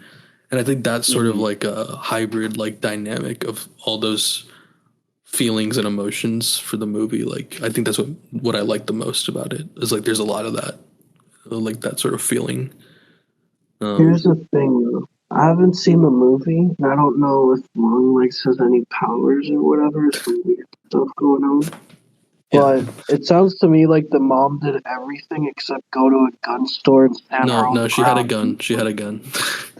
Oh, okay. Yeah, we haven't discussed that aspect yet. So I guess should we just go into the main twist now? That's just I guess the biggest spoiler of the movie. The biggest spoiler of the movie is Can I go ahead. Can I reveal the biggest spoiler of the movie is that I am very embarrassed to reveal that I thought I mixed up Anthony Perkins and Anthony Hopkins until I looked it up like 2 minutes ago. I was confused when you said Sir. I was confused when you said Sir Anthony Perkins. I was like, I didn't know that. Okay, I mean, I guess. You said that he died of AIDS. And I was like, what? What did he die of AIDS? He was a closeted man who died of AIDS. Look, Casey. Is that the guy that owns the hospital? What? Hopkins? Johns Hopkins? John Hopkins? They're all the same, guys. I also like that Johns Hopkins owns the hospital. So I've been dealing with that for the past like 10 minutes. Okay, so you can get off the podcast now or come back. Twist. Not once, not twice, but as much as you like. Now I'll let you go into the actual. Yeah, big Plot reveal for real. That's Big the plot reveal. twist of this episode. The of the reveal is movie. Lee's mom is Longlegs' accomplice. She so here's the way it works. Longlegs, you love this, Octavia. So Longlegs, right? He makes a doll. He so for the supernatural stuff, I'm sure we're gonna talk about, whether we think it's real or not. And I'm sure the true answer is that it could be anything, but I'm gonna presume that from the movie's perspective that the supernatural stuff is real. He makes a doll, very well made, as we know, well made, well crafted. And if you listen closely, that the you can mortician hear, wants to fuck it. yeah, if you listen closely, you can hear your ex-wife's name. We should talk about that as well, by the way. But anyway, so I guess let's just talk about it now. Okay, when they find, I don't have an ex-wife. well, you're still gonna hear her name. That's crazy, actually. So when they, just to cover that real quick, when they initially find the first doll, they find a metal ball on its head, and the mortician or forensic guy or whoever is like, yeah, this is pretty fucking weird. Like, first of all, so he says multiple times, he's like, okay, we view this as like, Darian, I don't know if you still feel the same way, but we were saying when we left the movie that we felt it was like intentionally supposed to be like kind of funny the way he was talking about the doll and acting in this scene, because he's like, it's just so well crafted, and they're like, and the detectives are like, bro, like someone's like dead, like, like he's like. Also, just want to say it's immediately, I think, kind of comedic that they've performed a human autopsy on a doll and are treating it as if it's like they've used a like device to cut its skull open in the first place. I think it's kind of absurd the way the guy talks about that. Yeah. I mean, I think it does make sense, obviously, though, just to find evidence, because considering like the hair of the doll was human hair, also. That's true. But yeah, so the mortician says multiple times that it's just like really quality, and whoever made it is like a quality like craftsman. And then he's like, yeah, this metal ball in its head is completely normal. There's nothing wrong with it. I could have sworn though that that if I listened, that I could hear it saying my ex-wife's name. Must have been. You know what I heard? I heard Fushigi. That's what I thought. So true. That was my immediate thought. I was like, that's a Fushigi ball. They literally, the props department was like, let's go to CVS, buy a Fushigi, and shoot I was going gonna say, what is this, 2007? What? I have a glow in the dark Fushigi. You have a what? I have a glow in the dark Fushigi at home. That's insane. It's pretty cool. Might want to destroy it. Yeah. After what we're we're gonna tell you. Yeah, you might want to destroy it, because what we find out, right? So Longlegs, he makes the dolls, and he takes the metal ball, and he casts a spell. He does this. They're audio listeners, so you're gonna have to be a little more descriptive. He does the Fushigi, rolling it up and down his arm. There you go. And then puts his hands in front of his face like this. He puts the tape in from the ShamWow guy that shows you how to do the tricks. Like, all right. So yeah, he like he I don't know what to call it. He puts a spell on the ball, I guess, and like casts the devil. The devil is in the ball that becomes the doll's mind. He puts it in the doll's head, right? Then Lee Harker, the detective's mom, takes the doll, and she goes to someone's front, like anybody's front door of like the family they're targeting, and she's like, "You've won a giveaway from the church. Here you go." And they take the porcelain doll, and once the doll is in their house, that means that they've essentially, like let the devil in. And the devil, and like there's this, iconic shots in some of the trailers now of like the doll with like it comes with like a veil over its head, and you can like the eyes start glowing like these like devil like red eyes, and it basically just like lets the devil just makes the father like fucking like kill his family. And that's how the murders are done. That's the big twist, Morty. That's the big twist. And the doll is also always made in the image of the daughter, and it makes the daughter like fixated on it. Yeah, like, yeah, it's so beautiful. I'm in love with this. Which maybe there's something there. Yeah, I feel like there might be something there because realistically it shouldn't matter, right? Because as long as the dad's just like killing them. So a proposed thought I had here, and also I just want to backtrack to the medical examiner scene. All in one. Something I heard was that, and I don't know if I would agree with this, but it was just kind of an idea, is that scene was trying to point out that the thing in the doll's head, while Lee did hear some sort of like feedback, it was mostly making the men in the room act weird, because this is like supposedly part of how it works, right? That's revealed later on, is it preys on the father. It turns the father evil. That's always what happens. Yeah. So, and kind of in tandem with that, just a random on the moment thought is maybe the reason the doll is made in the image of the daughter is because it's like you bring the doll in and it's like this like perfect, like childlike form of your daughter, and she's like perfect and pristine. And then something they kind of touch on in dialogue is like, oh, my dad doesn't want me to grow up. My parents in general want to protect me. Which are Christian values. Yeah. So maybe it's like, oh, I want my daughter to be this perfect little like doll. Like, I mean, Longlegs even says that, I think, at one point to the doll. He's like, what's your name? Angel or something? Like when he's just alone with the doll, yeah.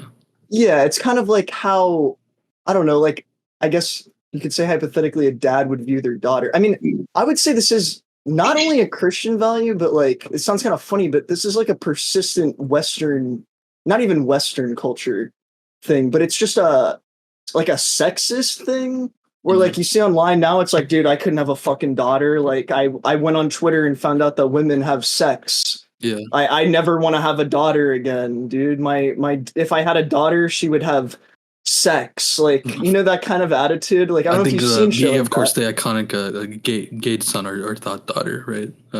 Yeah, but I would say it goes even further to not just thought like, oh, my daughter's being promiscuous, but it's like they don't want their daughter to grow up at all. Like they want to just freeze them as like a child almost, because of not necessarily a bad intention, but it can lead to a bad place, which is again what happens, I think, to be the main theme of the movie, is like protecting and lying to your children actually sets them up to get fucked over when they're adults, because you can't protect them forever. Correct. But I mean, like, for an example, I would say, like, I saw like a clip, you know, and I'm not trying to say this is necessarily like straight up like the most sexist thing you can do, but there's like a clip of this. I feel like my brain is rotted. I don't know why this is in my memory. I saw a clip of Kai Cenat reacting to Lil Mabu music video, right? And it's like, there's a girl getting her ass slapped in the video, and he's like, how could I have a daughter after seeing something like this? Because I think the concept of knowing that, like, oh, I'm going to raise a little girl, and then they will become an adult who is like, it's always interesting people that I'm with this mindset that people have, especially like the Andrew Tate, Kai Cenat, Aiden Ross, just it's like brain rot terms. Just, but like with these people and like this problem with like hypermasculinity, it's like, oh my god, like I can't have a daughter. This is gonna happen. But also like they don't see that like the women that they are mishandling themselves are someone's daughter too, right? It's like they don't see the irony in that. Like, yeah, let's stop having daughters because of the way I and my friends treat women is crazy. I think also, not to get too deep into it, because I don't know if it's in the bounds of the movie, but like I think it goes back to a bigger thing with like people have like this like guilty conscience about like sex, right? And it's like most people are straight men that are having daughters, right? Most of the time. So it's like, oh, I'm thinking about the way that I had sex with women because that's all I am thinking about women as. But then I have a daughter, and it's like, holy shit! Now I'm viewing women as my daughter also. They're not just me having sex with someone. How do I reconcile this? And instead of actually confronting the fact that you just sexualized women your whole life and need to treat your daughter differently because you're not a creep, they just get scared and basically are like, I can never let her grow up. My daughter is not like any other woman. She's a child, and that's it. You know? Yeah. I think it's like really what it kind of goes back to. I don't know. It's not that important to the movie, but No, I think it. I mean, it is related, and I think it's important to clarify for sure. Especially since people, might think Filmatic is sexist. Remember that? Is Filmatic sexist? So remember that classic clip? I remember that. Do you? What happened? Answer. you know how many things I've blocked out of my memory for this podcast episode? You blocked the podcast out of your memory for the podcast. I wanted to bring in another line when I was looking at quotes that's actually hilariously related to that. For reference, that's something that her mother says in the movies. Like, you know how many things I blocked out to let you grow up, right? Yeah. So I was just looking at different Longlegs quotes to see if there was anything I didn't remember. And one of them that he says to her is to Lee, I know you're not afraid of a little dark because you are the dark. So I think it's kind of an interesting thing where I know this was a joke, but it's like you're blocking out parts of your own memory. You're basically afraid of accepting what you've already experienced. That is already like a part of you, right? Mm-hmm. And I guess if you want to apply that to like her mother, it's like her mother is like, don't look at these pictures. I don't want to talk about this. You know how many things I've tried to like put out of my mind so that I could protect you. And it's like her mother is afraid of what she herself has done. Yeah. Right? It's like, it's not necessarily that at that point, and in the reality of what she's doing to protect her daughter, she's not necessarily afraid of evil because she is the one perpetrating evil. Yeah. So it's kind of like, are you really afraid of this like ambiguous concept that's like bad, or are you just afraid of reconciling what you've done? Are you just not okay with your own actions? Because I think you could say, in a way, would you kill someone to protect your family if they're going, like Longlegs is threatening to kill you? Would you kill to protect yourself or your daughter? There's a defense for what her mom did. Obviously, it's hyperbolically portrayed as like a series of murders over decades. The defense is getting weaker with each one, right? But I think the concept is still there, where it's like, it's not like she started killing people in cold blood. She didn't kill them herself. She simply did something to protect her daughter that put other people in a direct line of danger. And it's like, that doesn't necessarily come off as, in my opinion, 100% evil. And maybe it's like 90%, 85%, something like that. But to her, it's like, I'm afraid, and you as the viewer and what's going on in the movie, we're afraid of evil and the devil. But it's like, really, these are just things that you've done that you can't accept blame for. I guess, if that makes sense. I don't know. Like, yeah.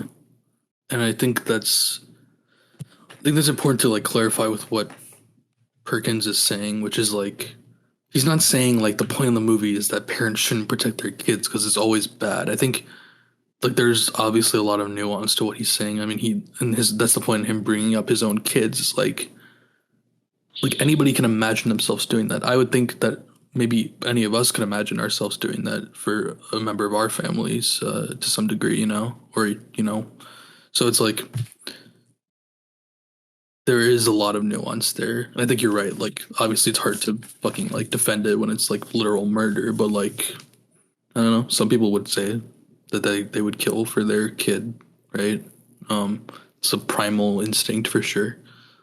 So yeah, I agree. I think that's definitely really interesting. Why didn't she kill Longlegs? You said she had a shotgun? Good question. Well, I don't think she has the gun when she goes outside, correct? Like, Not at first when she first meets him. which No, is she how doesn't he, have it in which her is how he hand. gets like takes her and like binds her.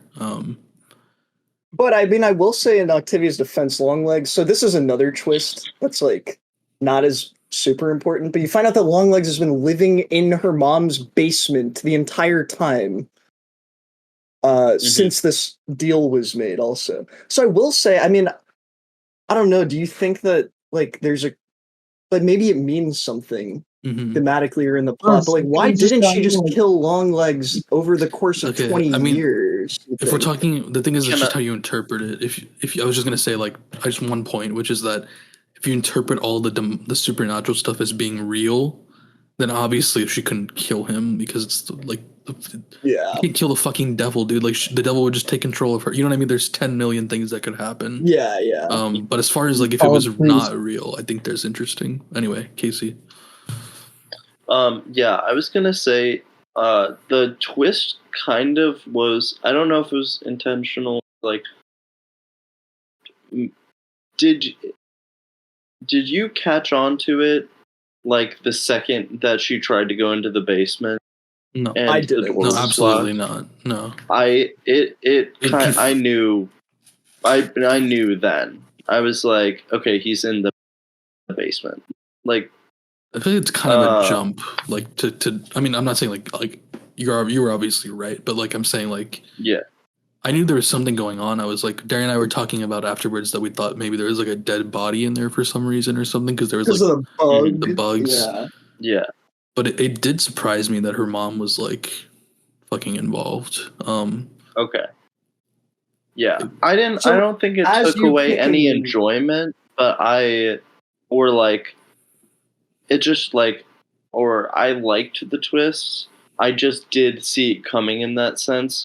But I didn't see it as like, oh, like predictable. I saw it as like a good build. I feel like the movie was so good at like building so much tension in the pacing for the first 3 quarters that like those little details like it's something you recognize but you forget about. Like I saw that and I thought about it and I was like, that's weird.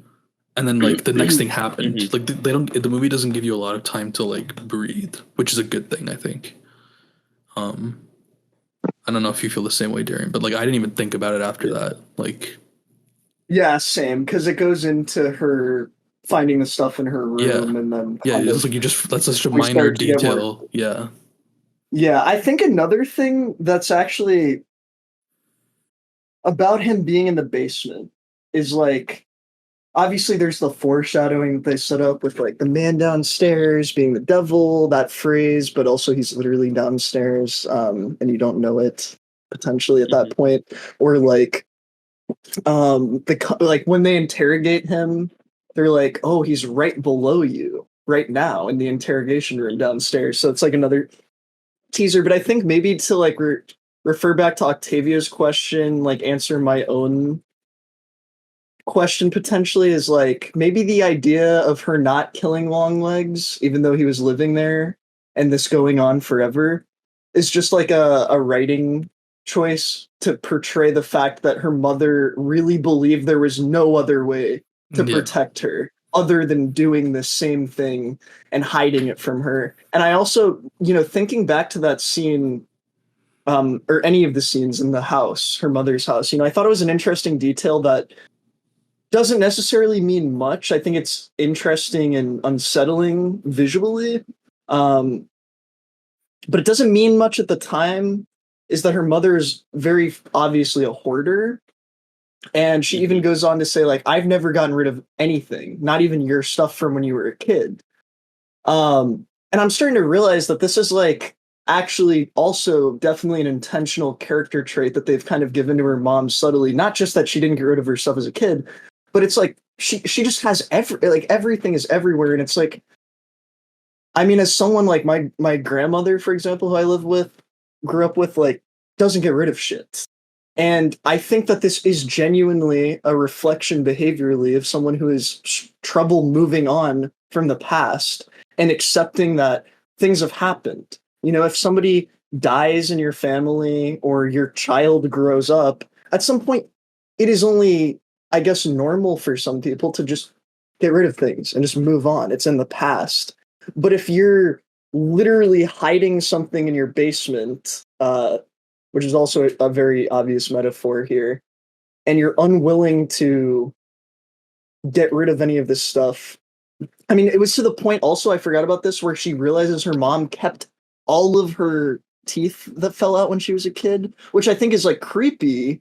But if you think about it, it's like, it's just painting a more vivid picture of like, this is the type of person her mom is. She's completely just like bound to the idea of her child. And like, you know, I think it's also implied earlier on in the movie with the way her mom is calling her, when can you visit me, you know, all of these different things. It's, I don't know if I think what I'm saying makes sense, but it's also important to think about like the fact that she, for probably a large, I don't know how old she's supposed to be exactly, like all grown up, but like for a period of time, she's probably living in that house with him in the basement, right? yeah, Like that's alone. Yeah, and I didn't even think about that. Like that he was literally like underneath her for probably most of her like growing up. Yeah, I mean, they say at one point, he says to Lee, Longlegs, oh, we thought it was so funny when you decided you wanted to do law enforcement like me and your mom, as if they Yeah. had just been talking casually about her as a child, Yeah, things that she would do and say growing up. because he is Daddy Longlegs. Which I don't know if you want to talk about that, like the whole him being a father sure. figure thing, but we could talk about that. Before we get into that, though, I do want to say though, like you mentioned, I don't remember exactly when. Who says Mr. Downstairs at what point? I don't know if you guys remember, but like, he says it when the mom confronts him in the right. flashback, And he's talking about the devil at that point. I would yeah, assume. he says, I'm friends with the man downstairs. Well, what's interesting, and maybe this doesn't mean anything, but like they just released some like Longlegs like merch online, and I was like looking at it, and there's Sick. one that's a t-shirt. Yeah, there's one that's like it looks pretty sick. It's like a t-shirt, and it's one of the posters where it's like just his eyes, and the title of the t-shirt says Mr. Downstairs, which I thought was interesting, calling him Mr. Downstairs. Maybe that again, it's just fucking merch, but like I don't know if that ties into like obviously him living downstairs, but also like if he refers to the devil as that, it's like maybe he's supposed to be the devil and that whole theory. I don't know. Just That's food for thought right there. thanks. I mean, I think it's like he is the devil as people conceptualize the devil, like as a source of evil. Like, so I'm thinking now maybe it's like, yeah, like the devil is real. The devil is like the thing that you are like trying to avoid being and accepting is literally in your fucking basement. Yeah. And rather than like accepting bad and evil and, you know, questionable decisions as part of your life, it's made into this like boogeyman where you like try to run from it and hide from it and you become a worse person because of that. Yeah. So it's like he is the devil, but also like he doesn't have to be the devil. You know what if that makes sense? Like outside of the universe of the movie being like a real world and like questioning who this guy is, I guess just in terms of like what it means story wise, maybe that's like a way to look at it. Yeah. That's definitely interesting. I'm just like thinking about that. I guess we can also talk about like this might be a good time to bridge into like the ending of the movie. Like we didn't talk about we didn't talk about him actually getting caught for the interrogations. True. The Dark Knight Joker interrogation scene. Yeah. Yeah. Which no, you can give the rundown of the I mean, I was just gonna say like that just like for plot, like she like finds a photo of him, they do a manhunt, and then they find him like almost instantly, at a bus stop. Yeah. I thought that was, and I think that's. Yeah. Sorry. No, you first. Okay, one last thing, and I'll let you go to town, as it were. I was just gonna say, Darian, we never talked about. We talked about a lot of like the comedic moments. This one might not have been intentionally comedic. Maybe it was, but like, what did you think about when he got arrested and the like police person or FBI, whatever, like guy is like the delivery of the line? We were all laughing at where he was like, what does he say? I need you to get on the fucking ground or something. Yeah, but the way he said it was like, I don't know why we were laughing. I know that was just us being like fucking like whatever, but I don't know. No, I thought it was just a funny delivery, and I think maybe it's supposed to be funny because it's like at this point in the movie, you know what this guy is like capable of, and it's obvious that he still has power in the situation, and the cop thinks that they're like commanding him, but it's like, dude, he's exactly where he wants to be. Yeah. You know? Yeah. Classic cop moment. Okay, Casey, go ahead. Yeah, I was just gonna say that I do think it's really interesting, like how they portray him getting caught. Like, there's no intense like if you think to like Silence of the Lambs or something like that. There's no like intense like hunt for the killer, or like a scene in like that kind of like that first catch of the Lee's first catch. Right, of the first like killer, where it's like this very intense moment. It's portrayed very differently.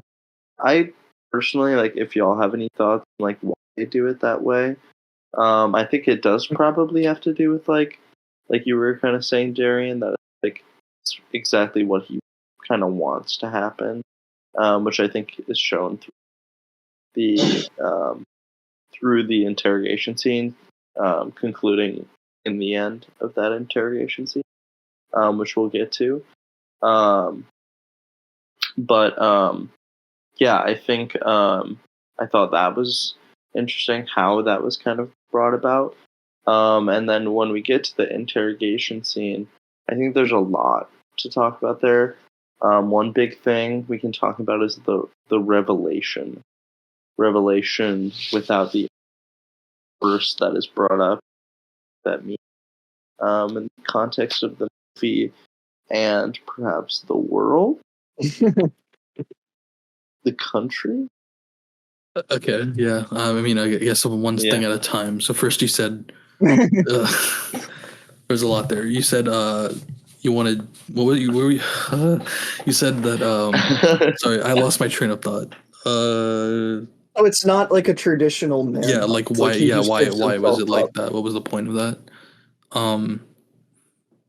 I think, I don't know. For me personally, I don't know. Maybe it's like simple, but like I feel like it's just like a writing thing. I think it works with like the pacing of the movie. It's just to like kind of pull the rug out of under you, and just be like we caught him. Like, and it just for me, like it just adds more to like, what is this guy? Like, what is going on? Like, you know what I mean? Like, because you assume that it would be much harder to find him, and like then based off one photo, she finds him. But then you still get the tease of like, because he looks like a fucking freak, like and then of course, like you said, he wants to be found. Like, I'm sure if he stayed in the basement, it would have been much harder for them to find him. And it would have then fucked up that like plot twist. But it's interesting that they could have used that as a moment to give away kind of both things. Like, this is where he's been, and here's the twist. But they don't do the twist there. They save it, which I think is pretty effective. Yeah. For pacing a story. I guess maybe thematically it could be like, oh, so like this, you know, the skeletons are like taken out of the closet. Lee confronts the reality of what's going on, but then she still has to deal with it. And what happens in the final scene is like, is she going to perpetuate the cycle? I guess it's kind of where you're left hanging. Whereas if Longlegs himself was there, it would kind of place more importance on like his role as a character in it. But I think the point is that, well, obviously he's like a an important like cog in the system of things that has been going on for however many years. It's kind of like he already set something in motion that is just going to happen regardless of whether or not he's there. Which I mean, like, this is also important to the plot twist of like, oh, he's dead and somebody's still doing it.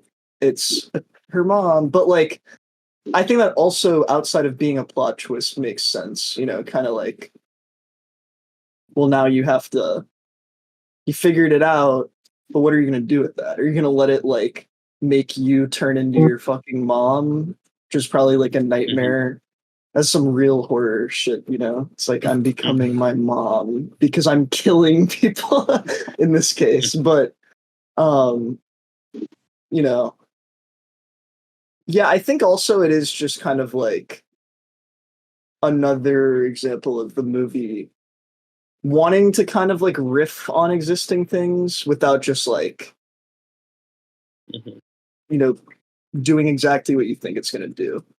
Because for a lot of it, I'm like, oh, dude, this could definitely end up like Silence, where, you know, they got this guy cornered somewhere and he's like trying to commit the last murder or like he's making the last doll. I don't know what I was thinking. You know, I didn't have that much time to think about it before he gets interrogated. But I think that it's kind of like Nabeel said, just another way to also keep the movie like, well, shit, that wasn't it. There's still, you know, titled on the screen part 3 after this. Yeah, that was like, surprising.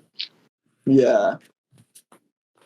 And I think it also just is kind of cool because at this point you're not sure to what extent this guy is like supernatural. I felt like I was kind of for a little bit questioning like, dude, is he just going to fucking come back? Like, did he actually die? Like, I don't, you know what I mean? Which I thought was also cool. Just leaving more shit uncertain. And it also, you know, sets up the whole thing where they're like, hey, no, he must have been working with other people. There must be an accomplice, you know. Which was kind of before that, it was just a hunch. It wasn't necessarily like they were super convinced that there was an accomplice. They just couldn't connect him material evidence wise to the killing himself.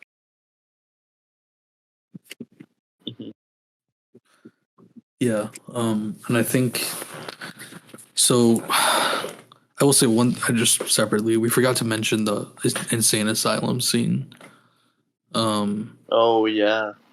Which I know, Darian, you had previously said that, like, at the very least, that you thought the actress was kind of wooden who was playing the.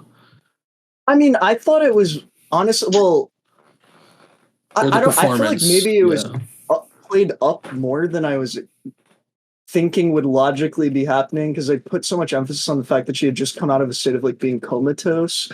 And then before they reveal that Longlegs had visited her in the asylum, like before they explicitly reveal that in dialogue, I guess it was kind of implied. But with the air of mystery in the movie, I didn't really know because they were like, well, shit, someone visited this patient.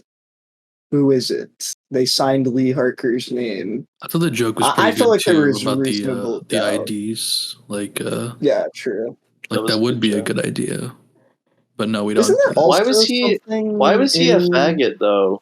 Like they am I allowed to say that on Filmatic? I mean, you can if you want, I guess. That is something like I pointedly noticed was like they made like the head of the mental institution like or he you're was just like swaying. I feel like he was like talking like this, and he was like, and we know like he was serving what's faggot. Wrong with that? Nothing wrong. Oh Jesus! There's nothing. But like, what was the point of that? What do you mean? Maybe he was just like that.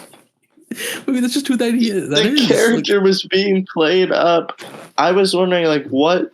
All right, am I not? Am I being silent? I mean, I think that's also being silent. No, please continue.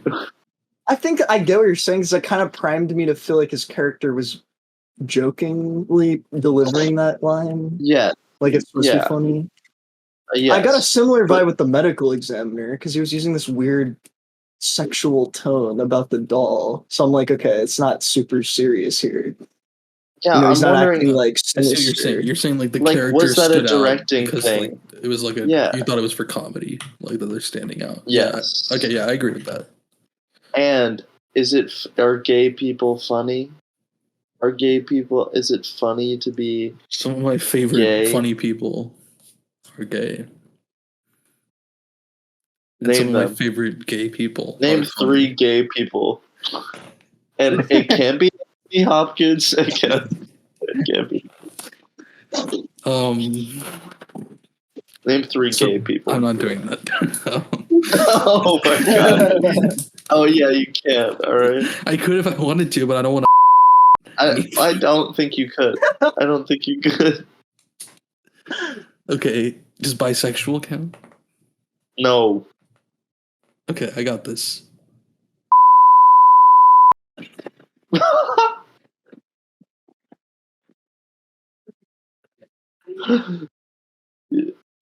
We put a good bleep there. That'll be funny. Yeah, just put that time be code good.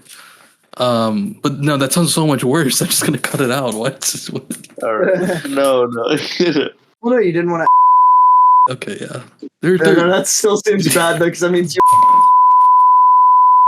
And then just beeped it. Nabeel, what the fuck? There'll be just a ton Why of would you bleeps say there. You know, everyone loves it. Yeah. Good bleep session. What are we talking about?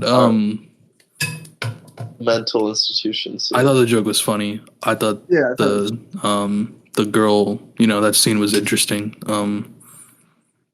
I thought it was great. I thought it was Yeah. one of my favorite scenes.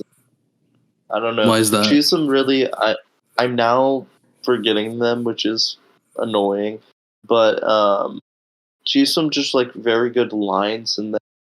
That like are like long legs. If it makes sense, like long legs tier lines, but like delivered like from him through her. Like she's talking in the way that he speaks, which I think was like something I noticed immediately. Was that like they're talking about how like she's come out of this like catatonic state after like meeting with him. And the thing I got from that was that he was kind of like speaking through her. That's how I interpreted it, at least. But I just thought she was like serving cunt. I don't know. That word is offensive in America. Okay. Any thoughts on her serving cunt? Darian, you said she was wooden, so He didn't say that. was I'm my describing word. what he said. I was interpreting what he said. My best way to put it to words is I just wasn't like I thought the lines were good, but I wasn't being sold on them in the moment. Not necessarily because I mean I feel like there wasn't enough there for me to determine whether or not it's the actress's fault or the director's fault. It's so definitely not the writing fault. Cunt. Not serving cunt. Well, I mean, like He's serving it, but is it steaming hot? Is it ready for consumption? Whoa! Oh my god. I mean, I would say That's that like, given what it was, like, I just felt more campy, which is fine. But I felt like the rest of the movie felt like the other actors were giving like outside those 2 comedic scenes.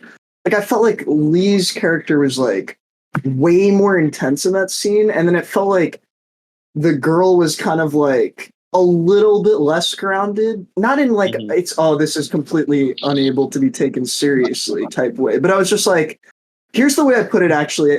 After we walked out, and what I was thinking in the moment is that was a turning point in the movie where I was a little bit frustrated in the moment because the movie felt really dramatic and grounded up until then, and then I was like, God damn it, dude, are we getting to the point in the horror movie where they typically fall into this pattern of giving people lines that a human being would never say, even in these circumstances, which I think also kind of came back up when her mom started giving exposition. As I was like, we're kind of talking like we're in a fucking like. Are we gonna talk about the exposition dump? There is one line that did to make me laugh out loud. Because we were talking about, like, I thought stuff was funny, but I didn't really laugh because I was seeing it alone. It didn't really, like, feel like... I know which line it's going to be, I think. I don't. I went from being a nurse. My job went from being a nurse to killing families. I wish I knew exactly how it was said, but it was as, like, blunt as that. It was like, my job went from being a nurse to killing families. I was like, what the fuck what? Yes, that is true. But why? Nothing else. My I job was went fine from with the hosting a exposition podcast to serving cunt. That's good. That's awesome. It's the tagline. There we go. Yeah. But sorry. Why did she say that? Why did she say that? Yeah. Here's the thing: that is like took me out of it. I feel like so this is hard. a thing with. Do you like, remember hearing that? Yeah. No, I Because, do. like, Yeah. I thought it was funny, yeah. and I remember Evan was like, "What the fuck?" in the moment. He was like, "What was like?" I feel like this is the thing you Yeah. get with written directed movies is like there can be some holes. There can be like some because you don't have any other. I'm not saying he didn't have other people read it, but like if someone else isn't credited, that means someone didn't do a full pass. You know what I mean? Usually, so like I feel like those things kind of like in other movies get picked up and like tweaked by other writers. Especially since it's a voiceover, it's Yeah. very possible that there weren't a bunch of other people that were like, that felt weird because you're not seeing it with the scene also. Mm-hmm. Mm-hmm. Yeah. So was the ending real? What happened in the end? What? Was We didn't talk about the interrogation. Oh, the interrogation. Sorry. I feel like I I'm wish not I could trying to- remember more of his lines Yeah, from I just it. yeah, I I'm don't having some remember. trouble. I wanted to see the movie. Can we find them? I mean, I can go on Jamie, can you pull that up? Yeah, Octavia, can you pull While that up? you're looking that up, there are two things I wanted to talk about. It one, On my I want to bring phone. back the heartbeat scene, Yeah. the heartbeat Monitor. trailer. Yeah. I think something I want to mention with that is like one. I think we all agree like marketing is cool, even if you think it was like a letdown. What I think is really admirable about it is that if we were to believe that's true, that really was the first time that she saw him, which I do believe. No, I think it is they would true. lie about No, that. it is true. Like there's Yeah. like conversations about that behind the scenes. Yeah. That is something that I don't know how often that's done in like movies. I don't know like the backing for that. I'm sure that's probably something that like used to be done. That idea. I think it just depends like, on the movie. Like having, there's just no scene where they're together. Otherwise, up until then, Yeah. Yeah, but I mean, like, I think that I think the actress's performance in that scene is like, I personally think like really powerful. I think she's great throughout the whole movie.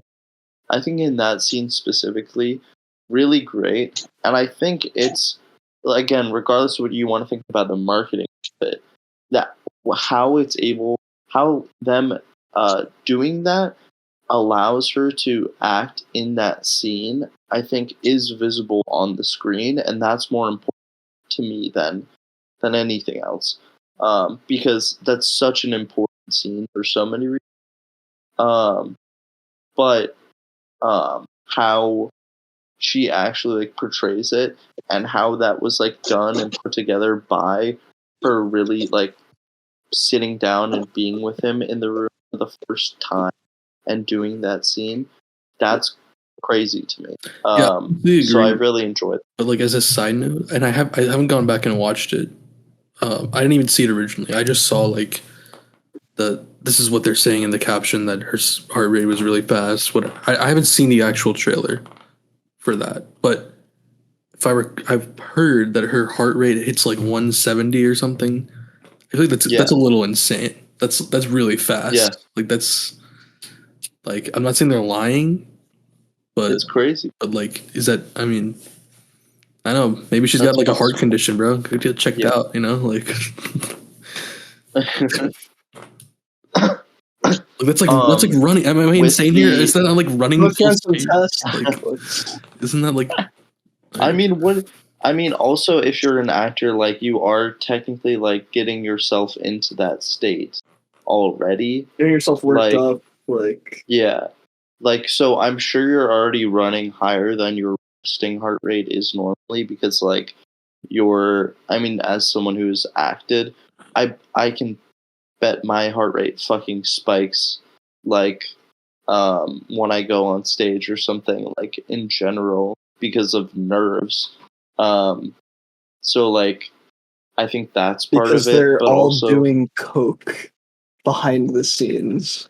Is that true? Industry That's true. secrets. Yeah, do you have any industry secrets about the theater business? I didn't know this was Theatre Fatigue. I don't know.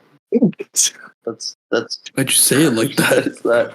That was kind of French that is was, I run that was into kind of serving cunt. French. Um, It's called.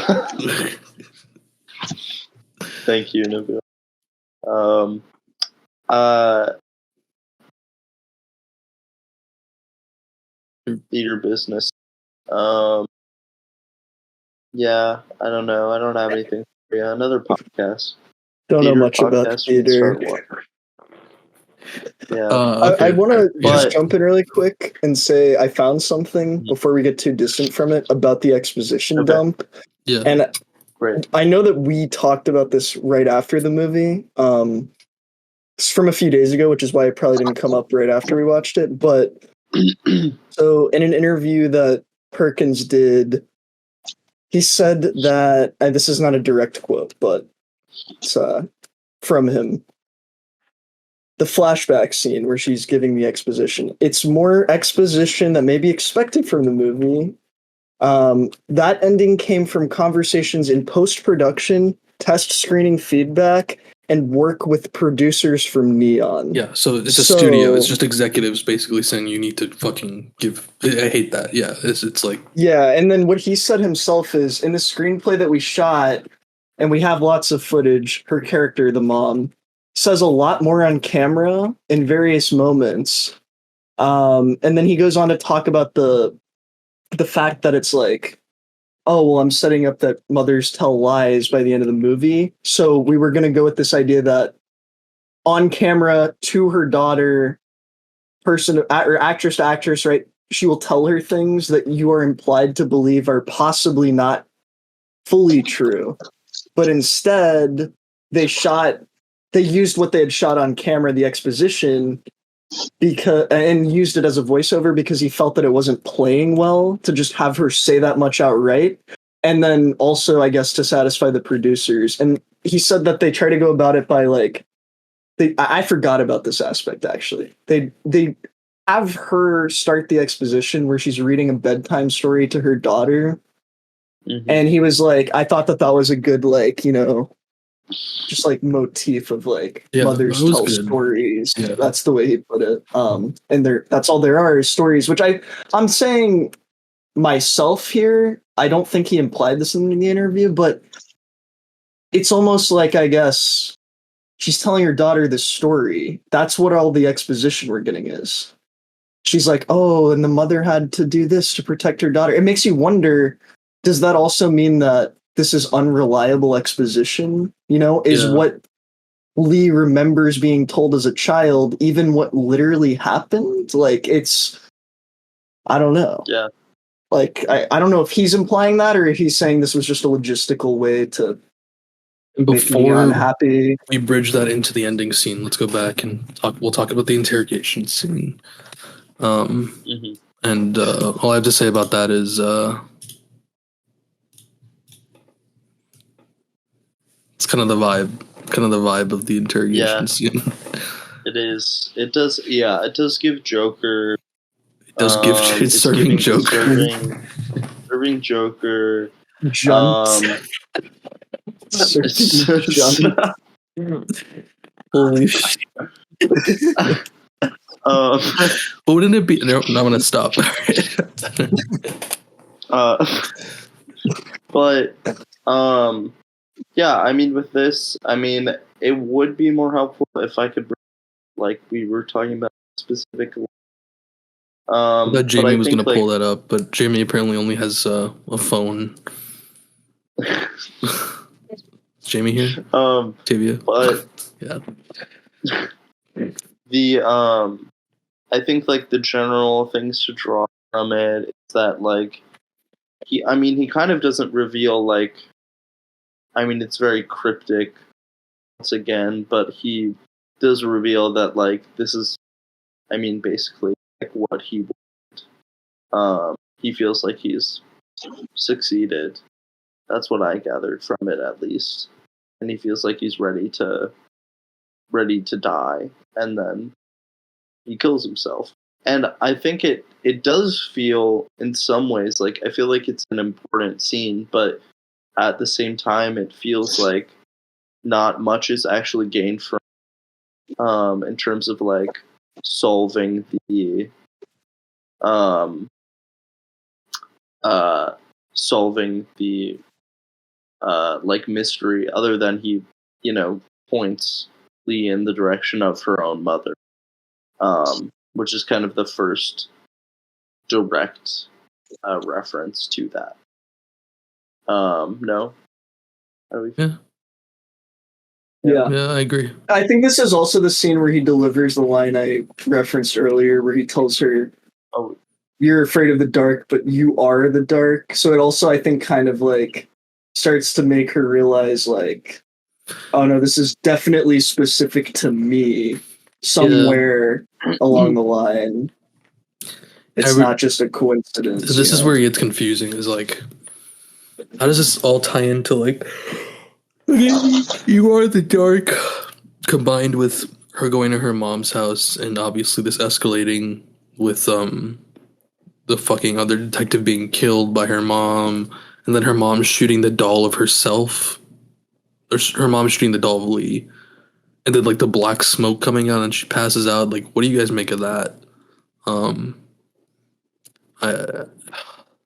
So, I mean, I guess so. What we've got from the film prior is that when the ball inside the doll's head is destroyed, it like releases its control over you, right?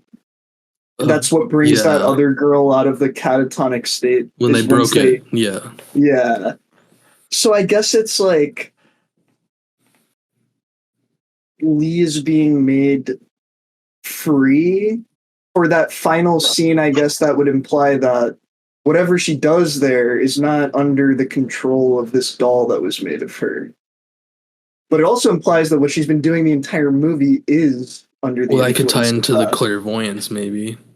Yeah, I think he might say to her at one point, "I've shown you exactly what I want you to see," or something like that. Or like, I don't know if I'm making that up, but I think maybe something like that is said in the interrogation, where he's basically like implying essentially, I like wanted you to lead up to this. Like, I want that, like, this is part of, like, you're just like a fucking pawn, essentially, type, like that taunting, interrogation type dynamic. I might be wrong about that, but I mean, I think that is what's happening. Yeah. To a degree.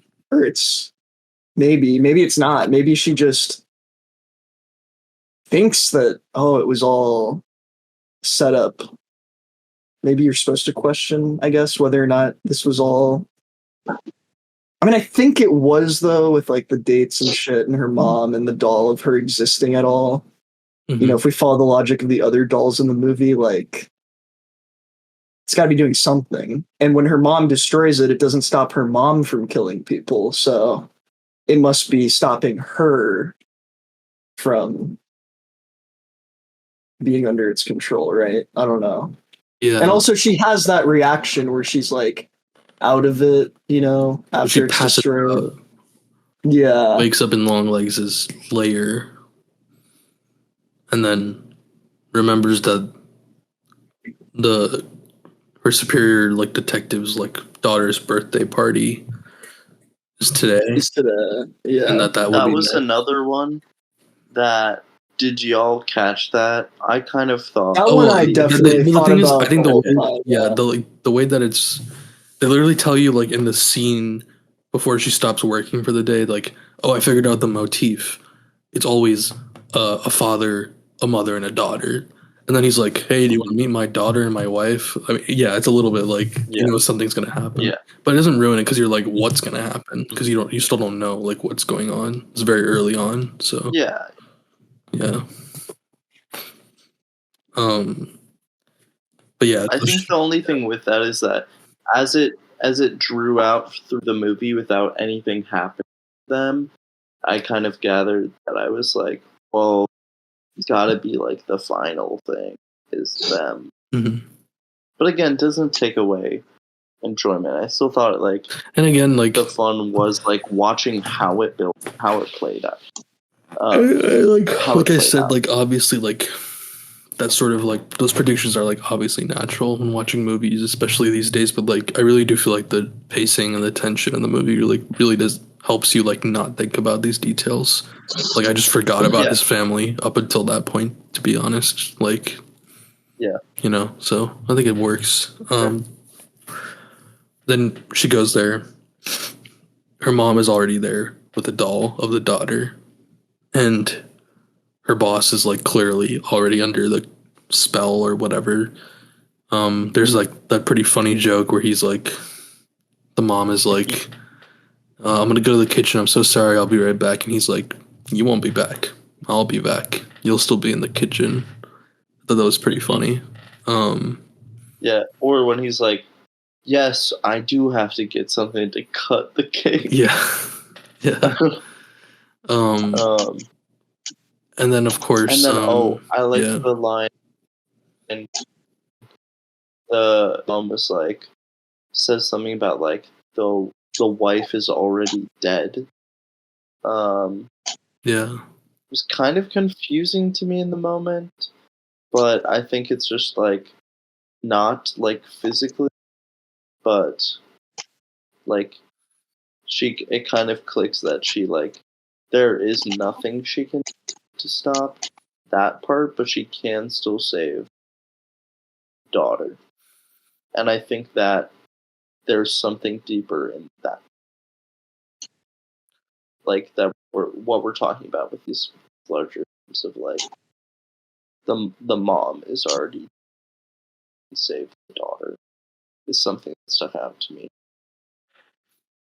Yeah, well, it's interesting because it's like, so she shoots her superior detective, and then she also kills her own mother, who like pulls out like a knife. And then she tries to shoot the doll, but doesn't shoot the doll. Okay, and I don't know what you guys think. Like originally, I was like, she ran out of bullets. I don't know if there's a click. I don't remember. I think that she did happen to run out of bullets because I think she pulls the trigger and the barrel. I think she does that twice, and then nothing fires. Okay. And then she like stares at the doll. And then does she leave? Do you see her leave? Does she walk away? That's it. Yeah, it's intriguing. It ends with her staring at the doll and the girl is behind her. Yeah. Right? I think so. And then it ends with Nicolas Cage saying "Hail Satan." Yeah. It's interesting. I don't know. It feels like there's a lot here, but like I don't know. What do you guys think? Like I don't know. I mean, so the way I took it originally was like, I think it's supposed to be up to you to question whether or not she just happened to run out of bullets or that was like part of like divine, intervention or like fate because of the fucking devil's prophecy or whatever. But I also think it's supposed to be like so originally I was like, it's supposed to, be evoking this question of like, does Lee have the like resolve at this point to just shoot the doll and like let this little girl see it for what it is? And this is the point at which I'll say these are not my original thoughts, but I read something that I think does make sense, that I hadn't thought about, which is like Lee's the only person who survived in the movie and had a doll of herself made.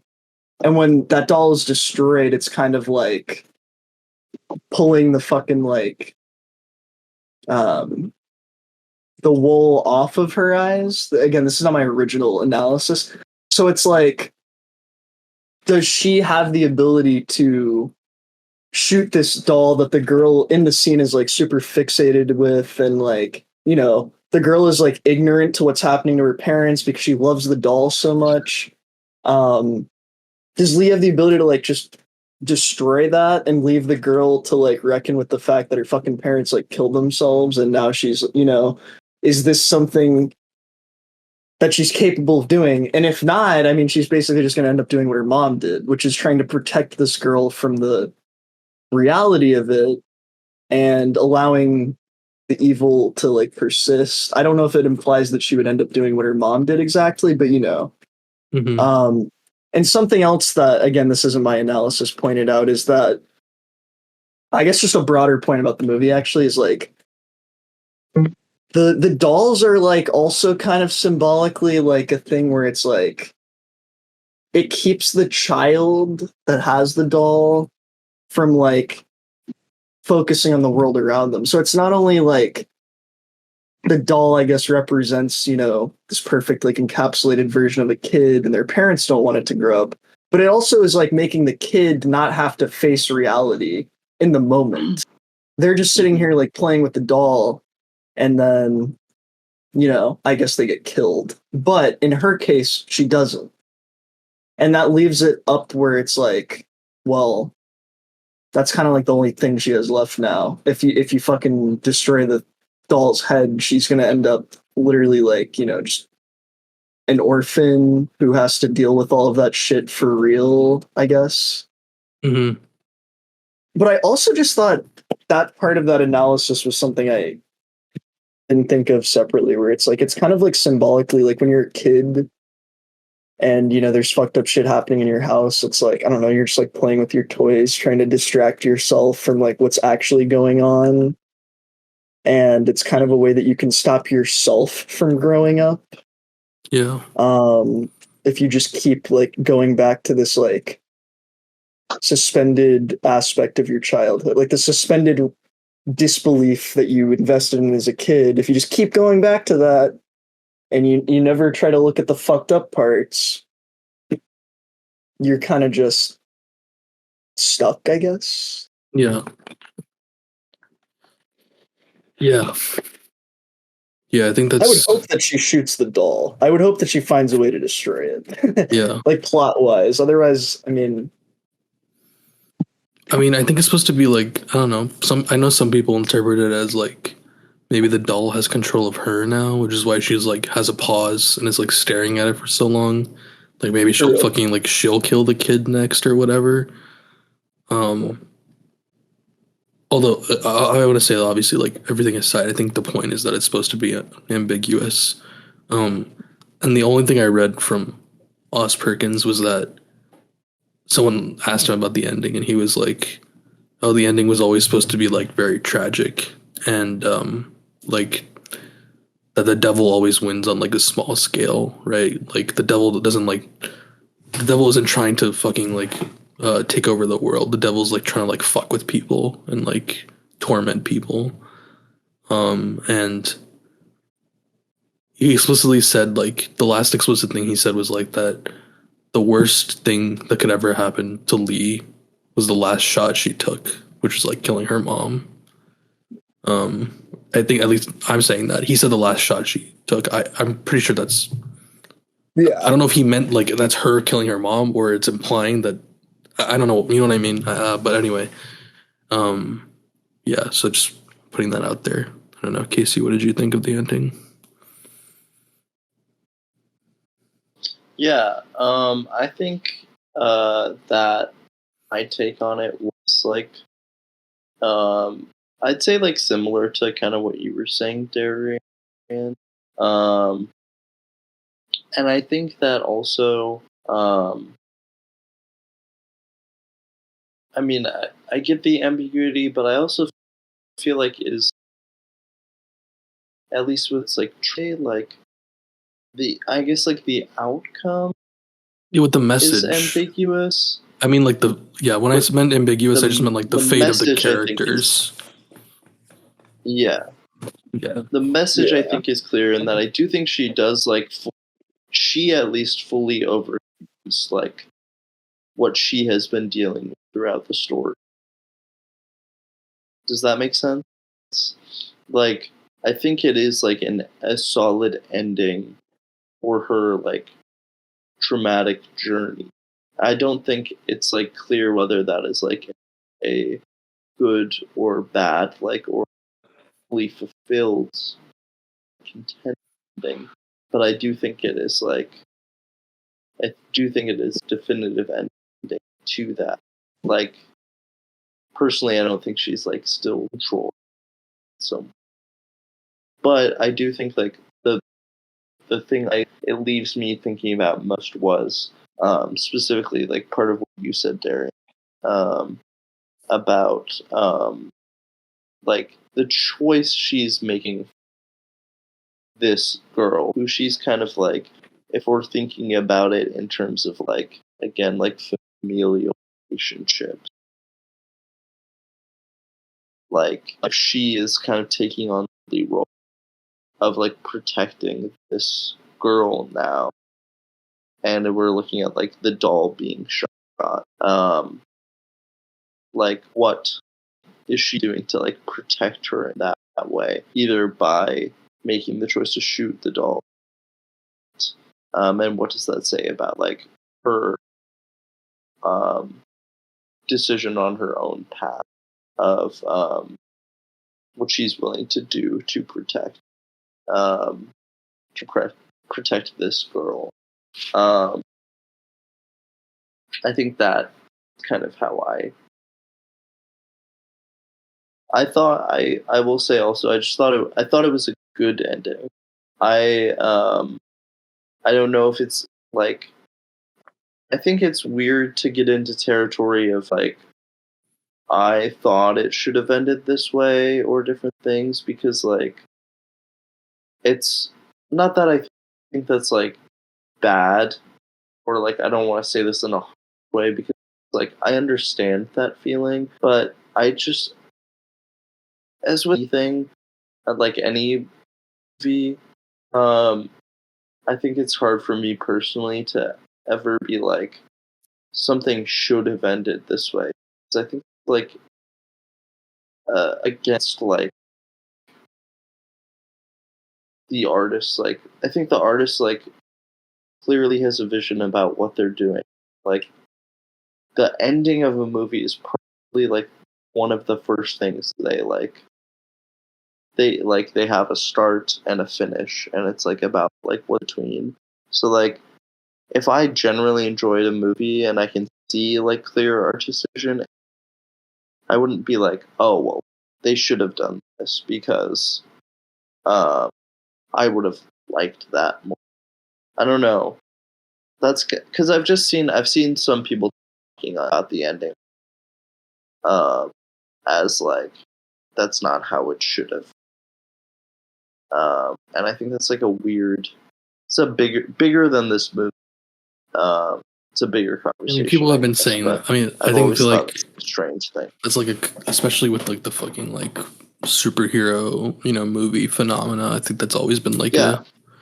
I mean, there's iconically, remember, I don't know if you guys ever watched that YouTube channel when you were younger, but, like, how it should have ended, it's always like, oh, like, why would Spider-Man do this when he could have just done this and the movie wouldn't have, like, like, what's the point of, like, thinking like that? Like, Exactly. There's no point to it. Like, you have an ending to the movie, and why would you not want to? I mean, I'm just trying to understand. Like, I don't think it should have ended differently, for the record. Yeah. Yeah. I just think, like, I think that is what's not, like, it is a bad term as well. But like I think that it is, it does leave questions and leaves you thinking about it. Is what makes it interesting to me. Like, if it ended how I'm like, oh, I don't even know with this movie specific. Like, this is how I would. But if it was just like, it didn't leave me thinking about it, that would be more disappointing to me Yeah. than anything else. Yeah. And I think it speaks to, as much as like we've talked about like shit in this movie, I feel like just discussing it, there's been so much here that I haven't even considered that makes me want to rewatch it. Yeah. But also just gives me like greater enjoyment of the I've already experienced, because realizing like that there's so much there that I didn't even consider while seeing it. Now looking back, I had even greater appreciation. Yeah. I think just to hammer it in, like, I want to rewatch it for the same reasons. And I think really, again, I think, as I guess people here who are listening, if there are any, obviously have seen the movie already. And it's like, it's just such a good theatrical experience, you know? And it's like, that's like something I value a lot. And, you know, you can't really ask for more than that to some extent. Like, just the, like, a movie that works well in a theater, you know? But yeah, is there anything we missed? Is there anything you guys want to talk about? Theories? Otherwise, let her rip.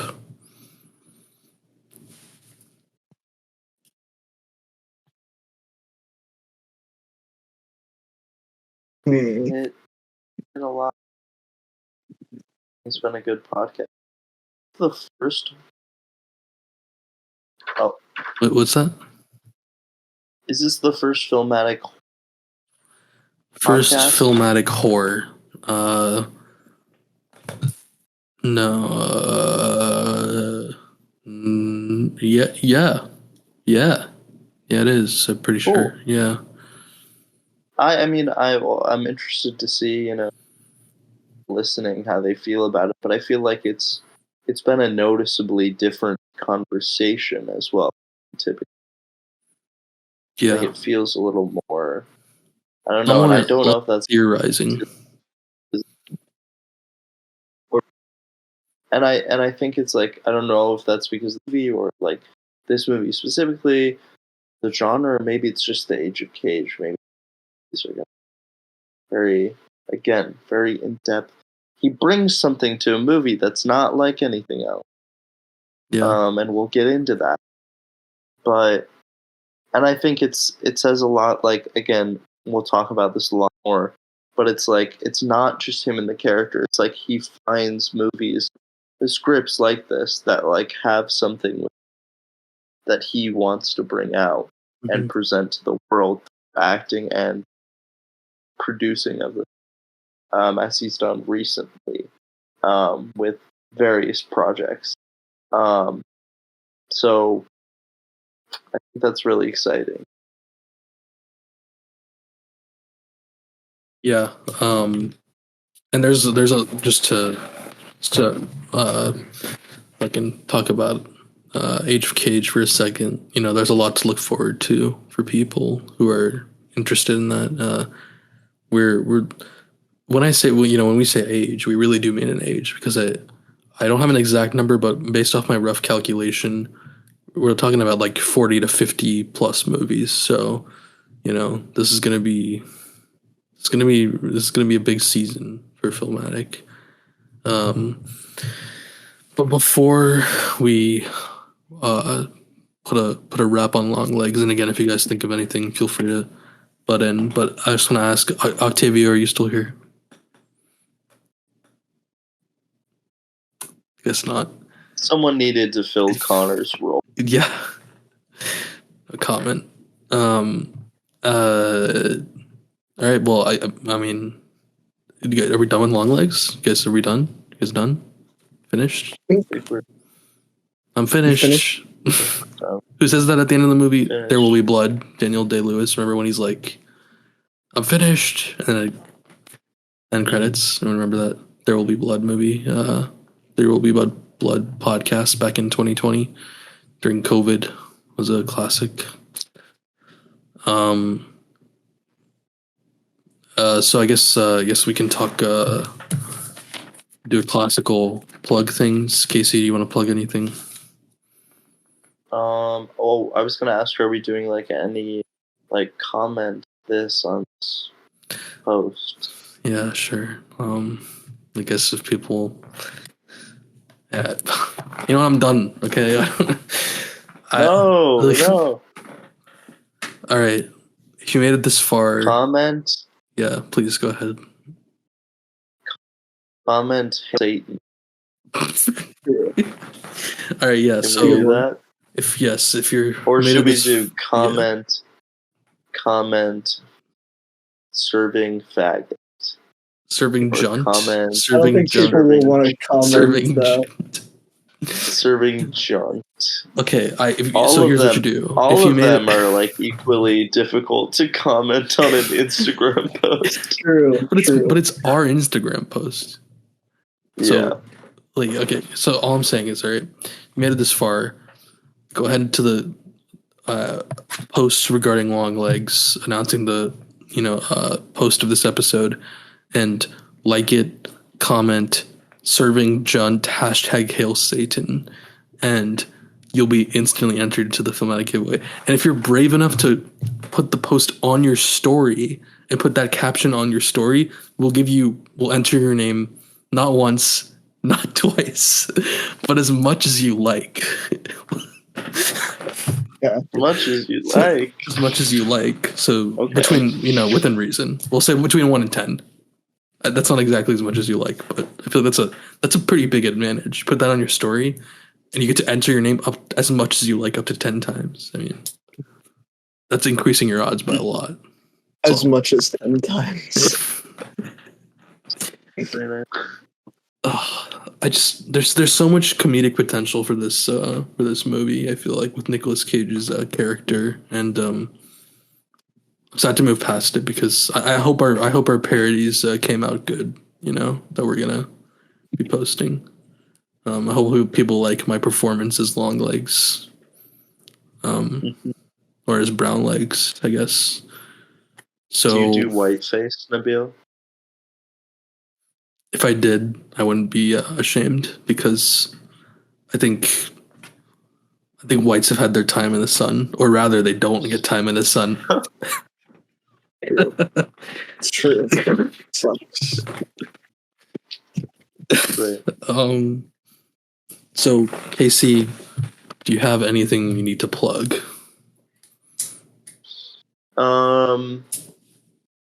Check out Sungrazer.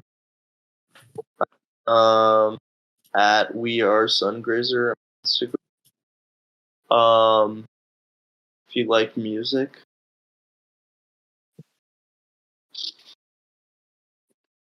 And I'm unemployed. So if You're plugging that you're saw on this, Okay. if you saw this, think I'd be good at a job. If you want to give me any job, hit me up. The Instagram DM. Casey, I just want to point out that when you became unemployed, you made a misleading Instagram post. You posted a meme that said it was Roderick, and it said unemployment and Fortnite. Yet I heard you're not really playing any Fortnite. I'm not. So My next is if you know how a severed Wi-Fi cable in my basement that is keeping me from Fortnite. Please reach out. My last plug is Hail Satan. Is that what he does? basically. Right. Oh wait, we didn't even do. Sorry, we'll get to Darren. You can plug in a second.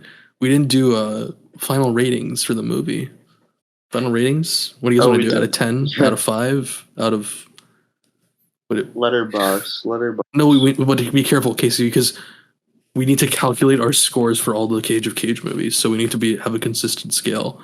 So whatever. Can we do 10? All right, yeah, let's do 10, and I'll note it in the Google Docs so that we can calculate it. I mean, I guess it doesn't matter. It doesn't matter though. If we can do halves, I'll do 5.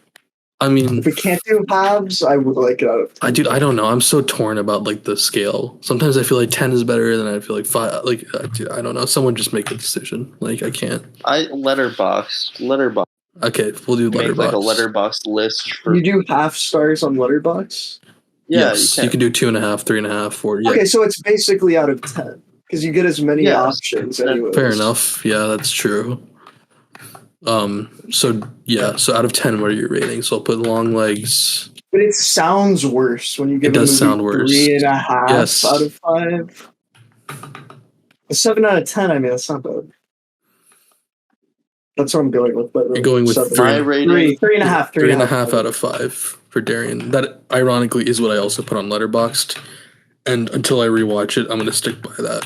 And Casey, I would have done like maybe 3, but after talking about it, I think it's when we left the movie theater that night, I put 3, and then 2 days ago I changed it to 3.5 after just like thinking about it. But yeah, Casey. Mine is 4 stars. Okay. Glaze much?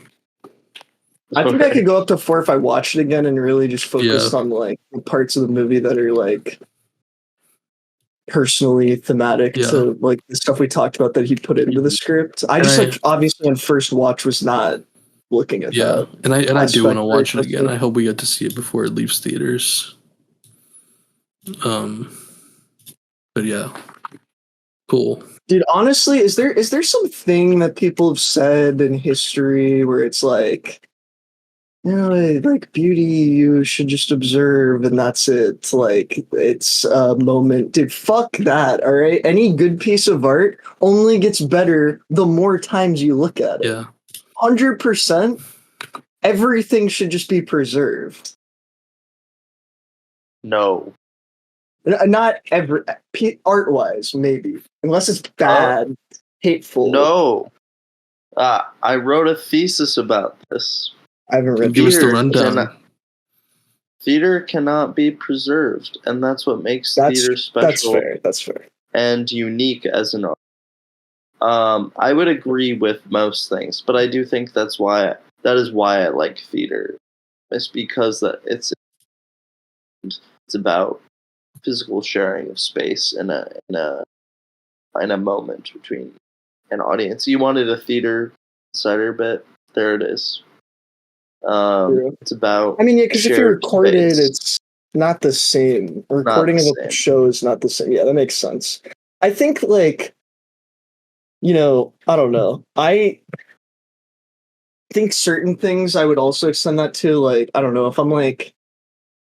Yeah, like I'm not gonna pull out my phone and like take a video or a picture in the middle of a play because it's not not that I don't want to capture it, but I wouldn't be able to, right? Yeah.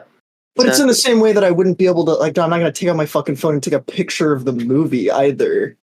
But somebody can produce and sell me a copy of the movie that I can then play, which is dope.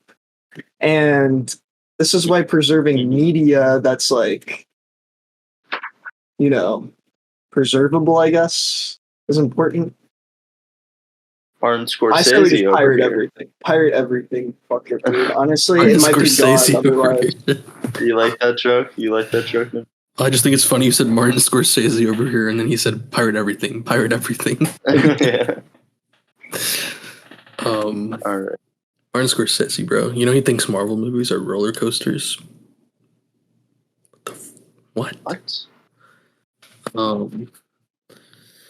Anyway. Hey, listen. This is like a post-credit scene. All right? Yes. Yeah. I'm just going to put this out here. Ang Lee's Hulk. All right? I know we have Age of Cage. I want to see it. Ang Lee's Hulk? Been intrigued by it after reading critical reviews of it that are like, don't you remember Mr. This Goble? is a superhero movie for people that would never watch a superhero movie. He's like, that's the best sell for a superhero movie. That's crazy, yeah. Dude, we might be able to get Evan to watch that. Probably not. Probably not. But I remember Mr. Goebel used to talk that shit up all the time. Do you remember that? Like we used to like. I remember there were a few times we came in. He unironically would just pull up like all these like Fandango clips of like Ang Lee's Hulk, just like to the like three of us in the corner, and be like, "You guys don't understand. This is such a good Hulk movie. Check this out." And at the time, like, these were fucking like idiots. Like I just like dismissed it because I was like, "Yeah, well, okay, sure. I want to go eat lunch now." Like,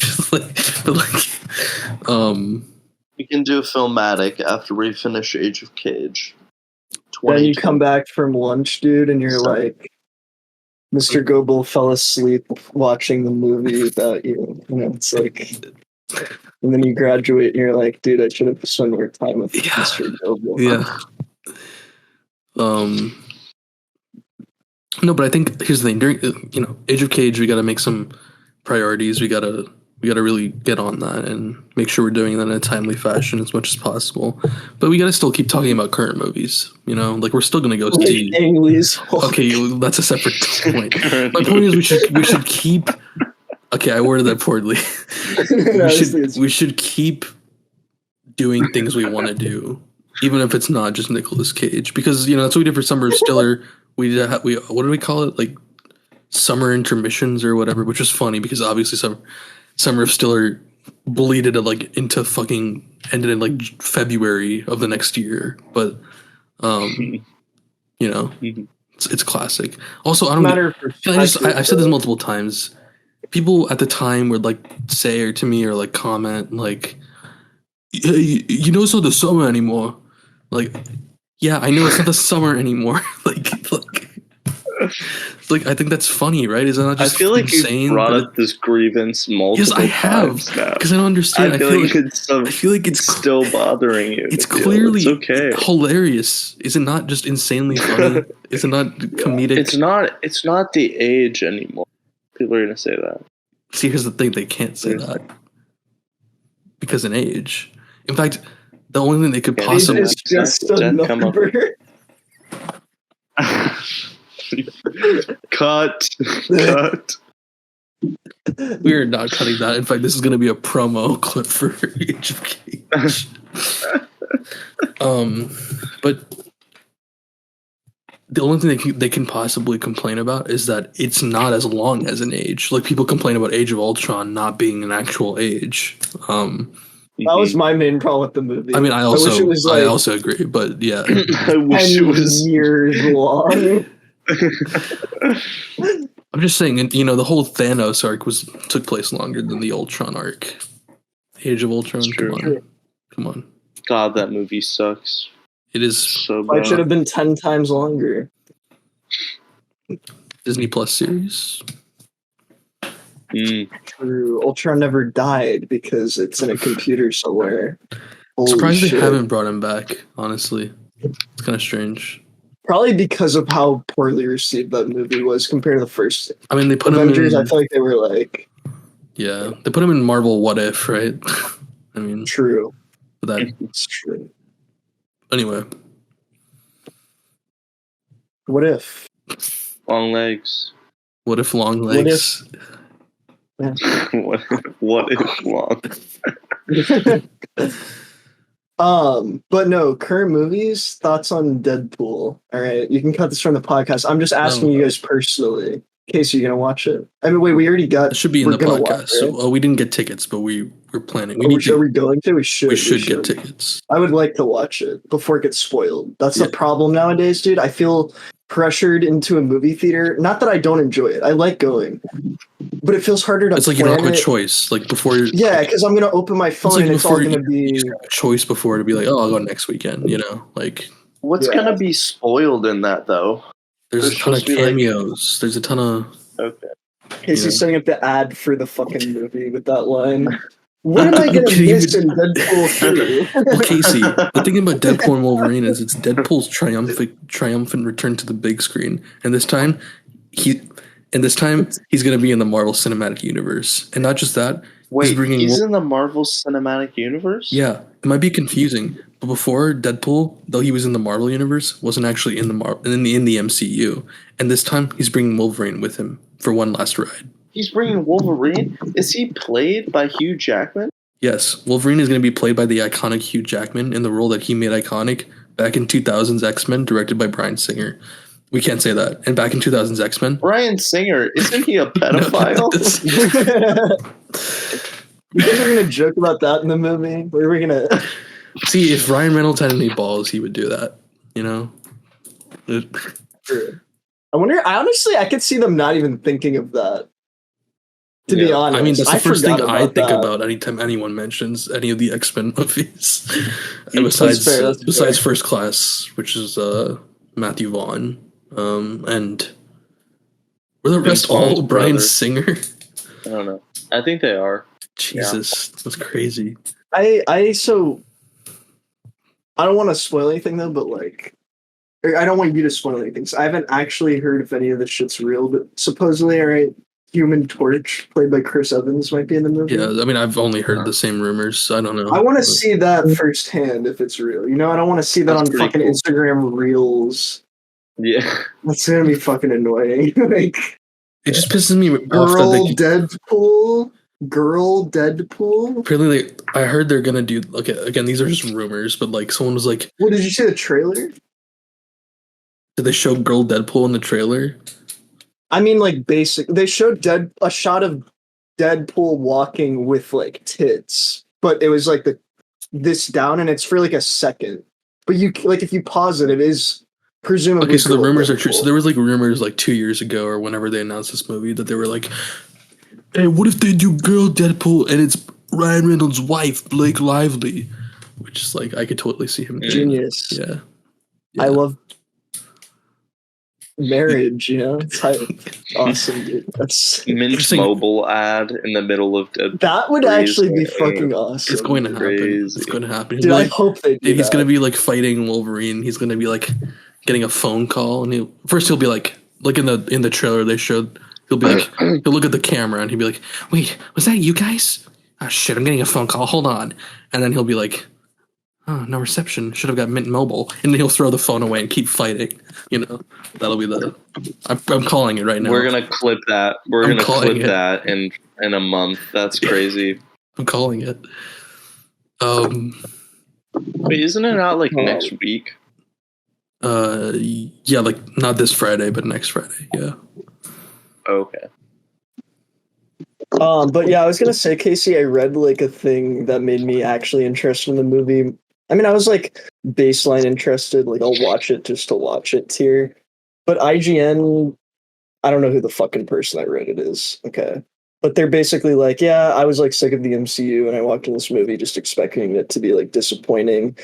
To be fair, they only watched the first 30 minutes, but they were like, I was actually like surprised at how the movie is like seemingly just like setting up the purpose to be like, what the fuck happened to the MCU and like why is it bad? And there was actually a lot of like good like comic book fan moments in the first 30 minutes alone that felt like genuine, and that he was like excited to watch the full movie, whereas before he was kind of like, you know, classic jaded MCU fan that just has been checked out for the past like two phases and, or whatever since Endgame, you know. I don't want to be like a pessimist or conspiracy person, but like that is the perfect thing to say to get people like us in the theater. True. Like, that's true. Like that is literally the perfect draw for like you or me. Like the only hope I have is that IGN normally does shit on Marvel movies post Infinity War from what I've seen. So like I would imagine this is probably honest, but you can never tell, dude, because you don't know who is paid to watch that 30 minutes and write about it. You know, it's. Wait, we never talked about Revelations and Donald Trump. True. Do we want to go talk about it? I mean, this is a post-credit scene, and we're in a post-credit scene, right? Like, it's a little extra. Yeah, we're in a heavy post-credit scene. Yeah. I think we just hit the 3-hour mark. 2:58. How'd you know? Yeah. How'd you know? How did you have that information? I've seen all you wanted me to see. Reversing the role.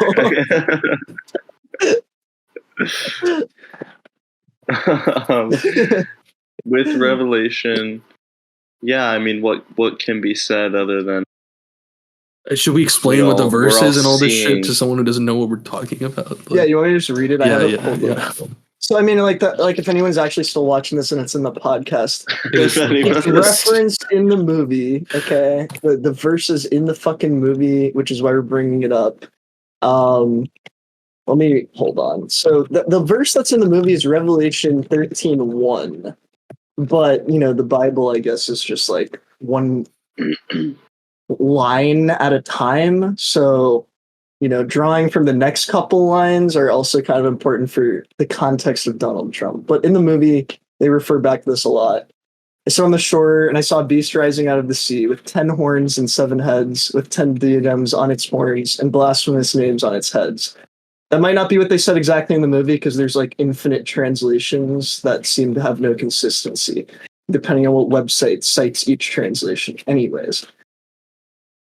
Proceeding from that first line, though, Revelations 13:1-3, describes the beast as having a wound on one of its heads that appeared to be fatal, but it was not, and instead the beast was fine. And then, like, I don't know, if you just go through like the next part of Revelations, it's like the beast is like ruling the world for like 42 months and is like unrivaled like power. Seemingly implying military, probably because it had some historical context when it was written. I don't fucking know. But the point is, Donald Trump is definitely the Antichrist, or I guess the beast. I don't think the Antichrist is actually the beast. This is where it gets really confusing, is there's a dragon that empowers one of the beasts, JD which is Vance. referenced in this verse. And I guess Donald Trump is that beast. Who rules for, I will say, 42 months, 3.5 years. Oh, shit. So it fits into the presidential pretty term crazy. pretty well. Mm-hmm. Damn. Lot to think about. But I mean, listen, I'll talk about this like Casey and I are wrestling fans, all right? I think Nabeel will kind of get the gist of this. It's like, Do you think Chris watch wrestling Benoit's for a family while. was a victim of long legs? Can we look that up? The birth. Also, Donald Trump's birthday is the 14th. We never mentioned that either. Yes. True. Yeah. 13 plus 1 is 14. July 14th, 13-1. yeah? Yeah. Yeah. That's his birthday? Yeah. It's crazy. Happy birthday. Not sad birthday. Wait, also, I don't know if Anyways. July 14th is his birthday. That was the day he It might got be the shot at. 14th. Yeah. Might be I think it's Oh, like wait, yeah, December yeah, 14th. yeah, I think yeah, it's like yeah, wait, it's- December 14th or something. Mhm. Hold on. Where's But him Jamie? getting shot on the 13th falls into the... Birthday. But July 14th, is that like titular number? Dude. His birthday is the... Oh, never mind. I misread the numbers. I thought it was the 12th, which would have been within whatever range of the 14th, but it's actually the 21st. So. Oh, Well, okay, let me look So up no. his Nancy Benoit, maybe. This feels wrong. 17th. Maybe we can run with that. Okay. Did he even have a daughter? No, he had a son. So much Um, for that. I'm not Daniel. That's his son that's still alive. Or no, David's still alive. Here's February what I'm 25th. saying. If Donald Trump That's walked not into his mansion and there was a doll that looked just like his daughter, he'd probably want to fuck the doll. Dude, evidently Donald is Trump for has a the- golden replica of the Ark of the Covenant in his Dude, he mansion. also has a golden It's pretty shower weird. video on Vladimir Putin's hard drive. Probably, right? Can't say that, Nabeel. You can't say that. Russia, right? It's all fake. Dude, shut the fuck up. All right, everybody. You guys gonna get the Mark of the Beast? I'm trying to wrap it up, all right? I'm in charge of wrapping it up. Am I gonna get the Mark Y'all of the gonna Beast? wrap it I already up? got it, bro. It's called Johnson & Johnson, March 2021. But I was gonna say, Casey, listen, as a Yeah, wrestling Mr. fan. Beast. New video. What? Mr. Beast's Mark of the Mr. Beast. of the Beast. Holy shit. There's talk about Mr. Beast being the Antichrist. There's some back. There is, right? Okay, I can explain that one because I saw the tweet that you're referencing, which is that Mr. Okay, so like the Antichrist allegedly will like try to appear like he's Jesus, you know, like perform cheap imitations of Jesus's acts, right? What is Jesus's like most infamous miracles? Obviously walking on water, but like curing the blind, you know, giving like basically like clean helping water. The poor, clean water, which is Mr. Beast does. He cured blindness in one video. He gives poor people water in another video. Plays the Squid Game in another video. I mean, I will say, you want to hear something absurd, is that his name is Beast, and in Revelations 13:2 it says, the beast which I saw was like a leopard and had the mouth of a lion. Just think about the irony. Mr. Beast's logo. I will say, why would he name himself Mr. Beast and then have a fucking leopard as his... It sounds completely like satirical, obviously, but it's like, dude, it's like in fucking like, what, 0 BC, they tell you like, oh yeah, this guy's gonna come and he's gonna be like a beast, but like no one will realize. Like they're telling you that it'll be like obvious, but no one will realize it. And then a guy comes along and his name is literally, he names himself Mr. Beast. It's so like, it's so comedic, but it's also so like, dude, come on. I don't know. Mr.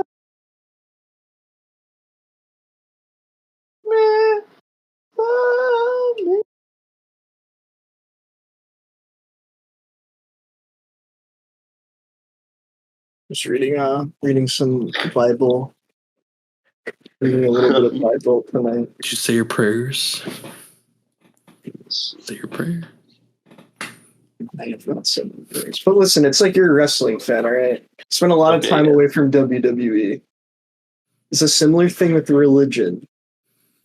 CM Punk's coming back. It's like, oh shit, I might have to start watching wrestling again, all right? Yeah. Now it sounds like I'm making a joke about God coming back, but I actually mean the Antichrist is coming back. Mm-hmm. Might be good TV, you know? It's like, heel CM Punk. Did you guys hear that John Cena is retiring? What do you guys think of that? Sad. More time for movies. He's not going to get the 15th title or whatever, is he? The 16th? He's going to get the 17th. But don't people say they're retiring like all the time in wrestling? Maybe he's just like lying, right? Like, well, he's retiring full time.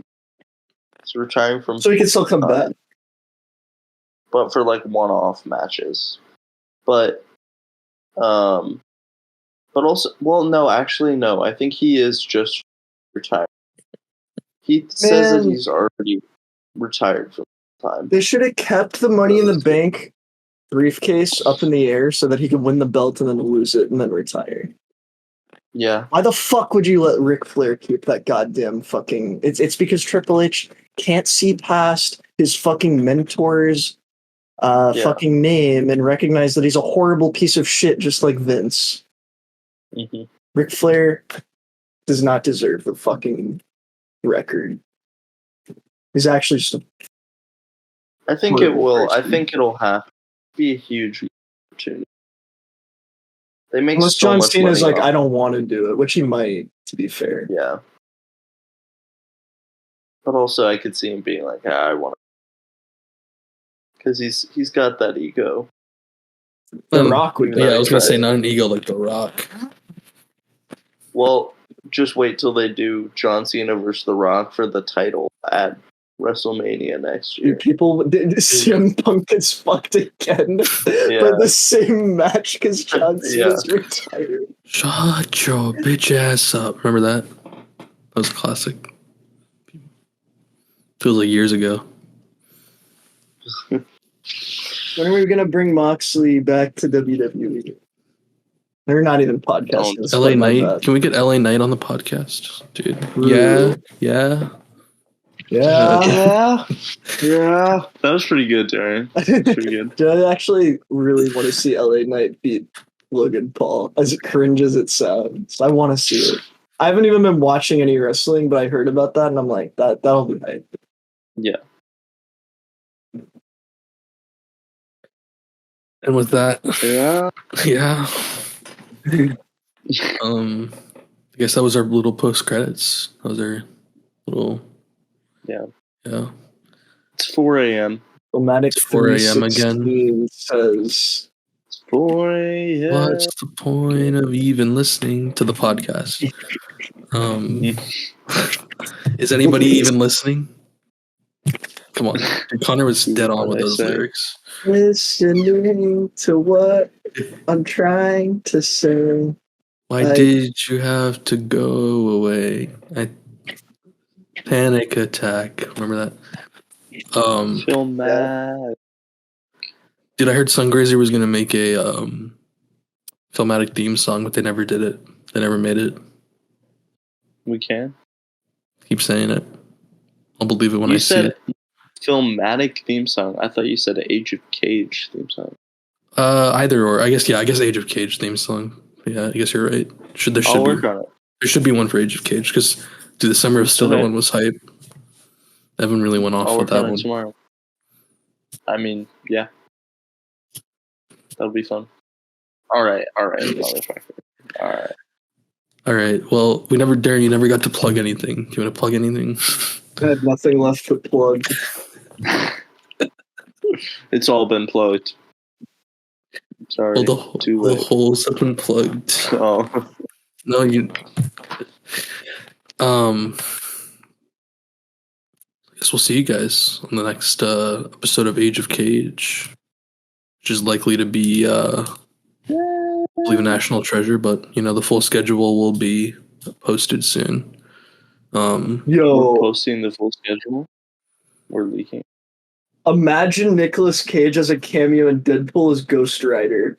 I would shit my pants. It's That would be awesome. awesome. And then we get to do it. That'd be fucking crazy. They'll line up so well. That would work. It's a rumor, right? It's a rumor. That is a It's rumor. unsubstantiated, but I could see Here's it. the thing: dude. if he came in to do fucking scans to be Superman in The Flash, why wouldn't he do Ghost Rider? True. Then again, they burned him in The Flash because they didn't tell him they were gonna Basically, so here's a story for those who don't know, right? If you haven't seen The Flash, in The Flash, there's a part where you see a bunch of multiverses, and they show one of Nicolas Cage's Superman because he was supposed to be Superman in Superman Returns. Or sorry, it's called something else. Superman Lives, written by Kevin Smith. And that script was released years ago when they canceled the movie. It was supposed to be directed by Tim Burton. And in the script, he fights a giant spider, which people always thought was pretty cool. And Longlegs. True. So in the movie, you see him as Superman, but it's all CGI, it looks really weird. And he fights a giant spider in this little action sequence. He has come out and said that they didn't tell him that they were gonna do that, deep fake him or do anything with AI or CGI or anything. He came in, put on a suit, and they told him oh, you just need to look like you're seeing the destruction of the multiverse, that you're it's just gonna be a one-off shot, as a reference to you being possibly having been Superman. And he was okay, yeah, I'll do that. So he filmed for 10 minutes, took him you know what I mean. It was a very short amount of time. So maybe he was burned by that, and he doesn't want to do that kind of thing again. That's my point. I hope he's in it though, dude. His original Ghost Rider movie is so good. I'm just maybe this will be his last opportunity. He wants to pay homage. Okay, well. What? Never mind. Why? Nothing. What's that? It's reading Revelations. It's fine. Okay. Revelation. Day, God did you hear that he's going to be in a live action Spider-Man noir series? No way. That's hype. I forgot about that. Listen, he is working with Marvel. He is. Yeah, but it's Sony. Not. Oh, true. It's a Amazon series. Also, they recently announced that he won't be named for legal. Okay, the legal reasons part is someone's guessing. People are guessing, but he won't be Peter Parker. He's gonna be called Ben Reilly. which is interesting. This is the name of the Scarlet Spider, but people are saying it's probably just to like avoid some sort of deal they've made with Marvel about the MCU and like Peter Parker. I don't know why I'm saying any of this. I don't know, just details. Yeah. Clues. Yeah. Clues. All right. Alright. Any final words? Anyone? Hail Satan.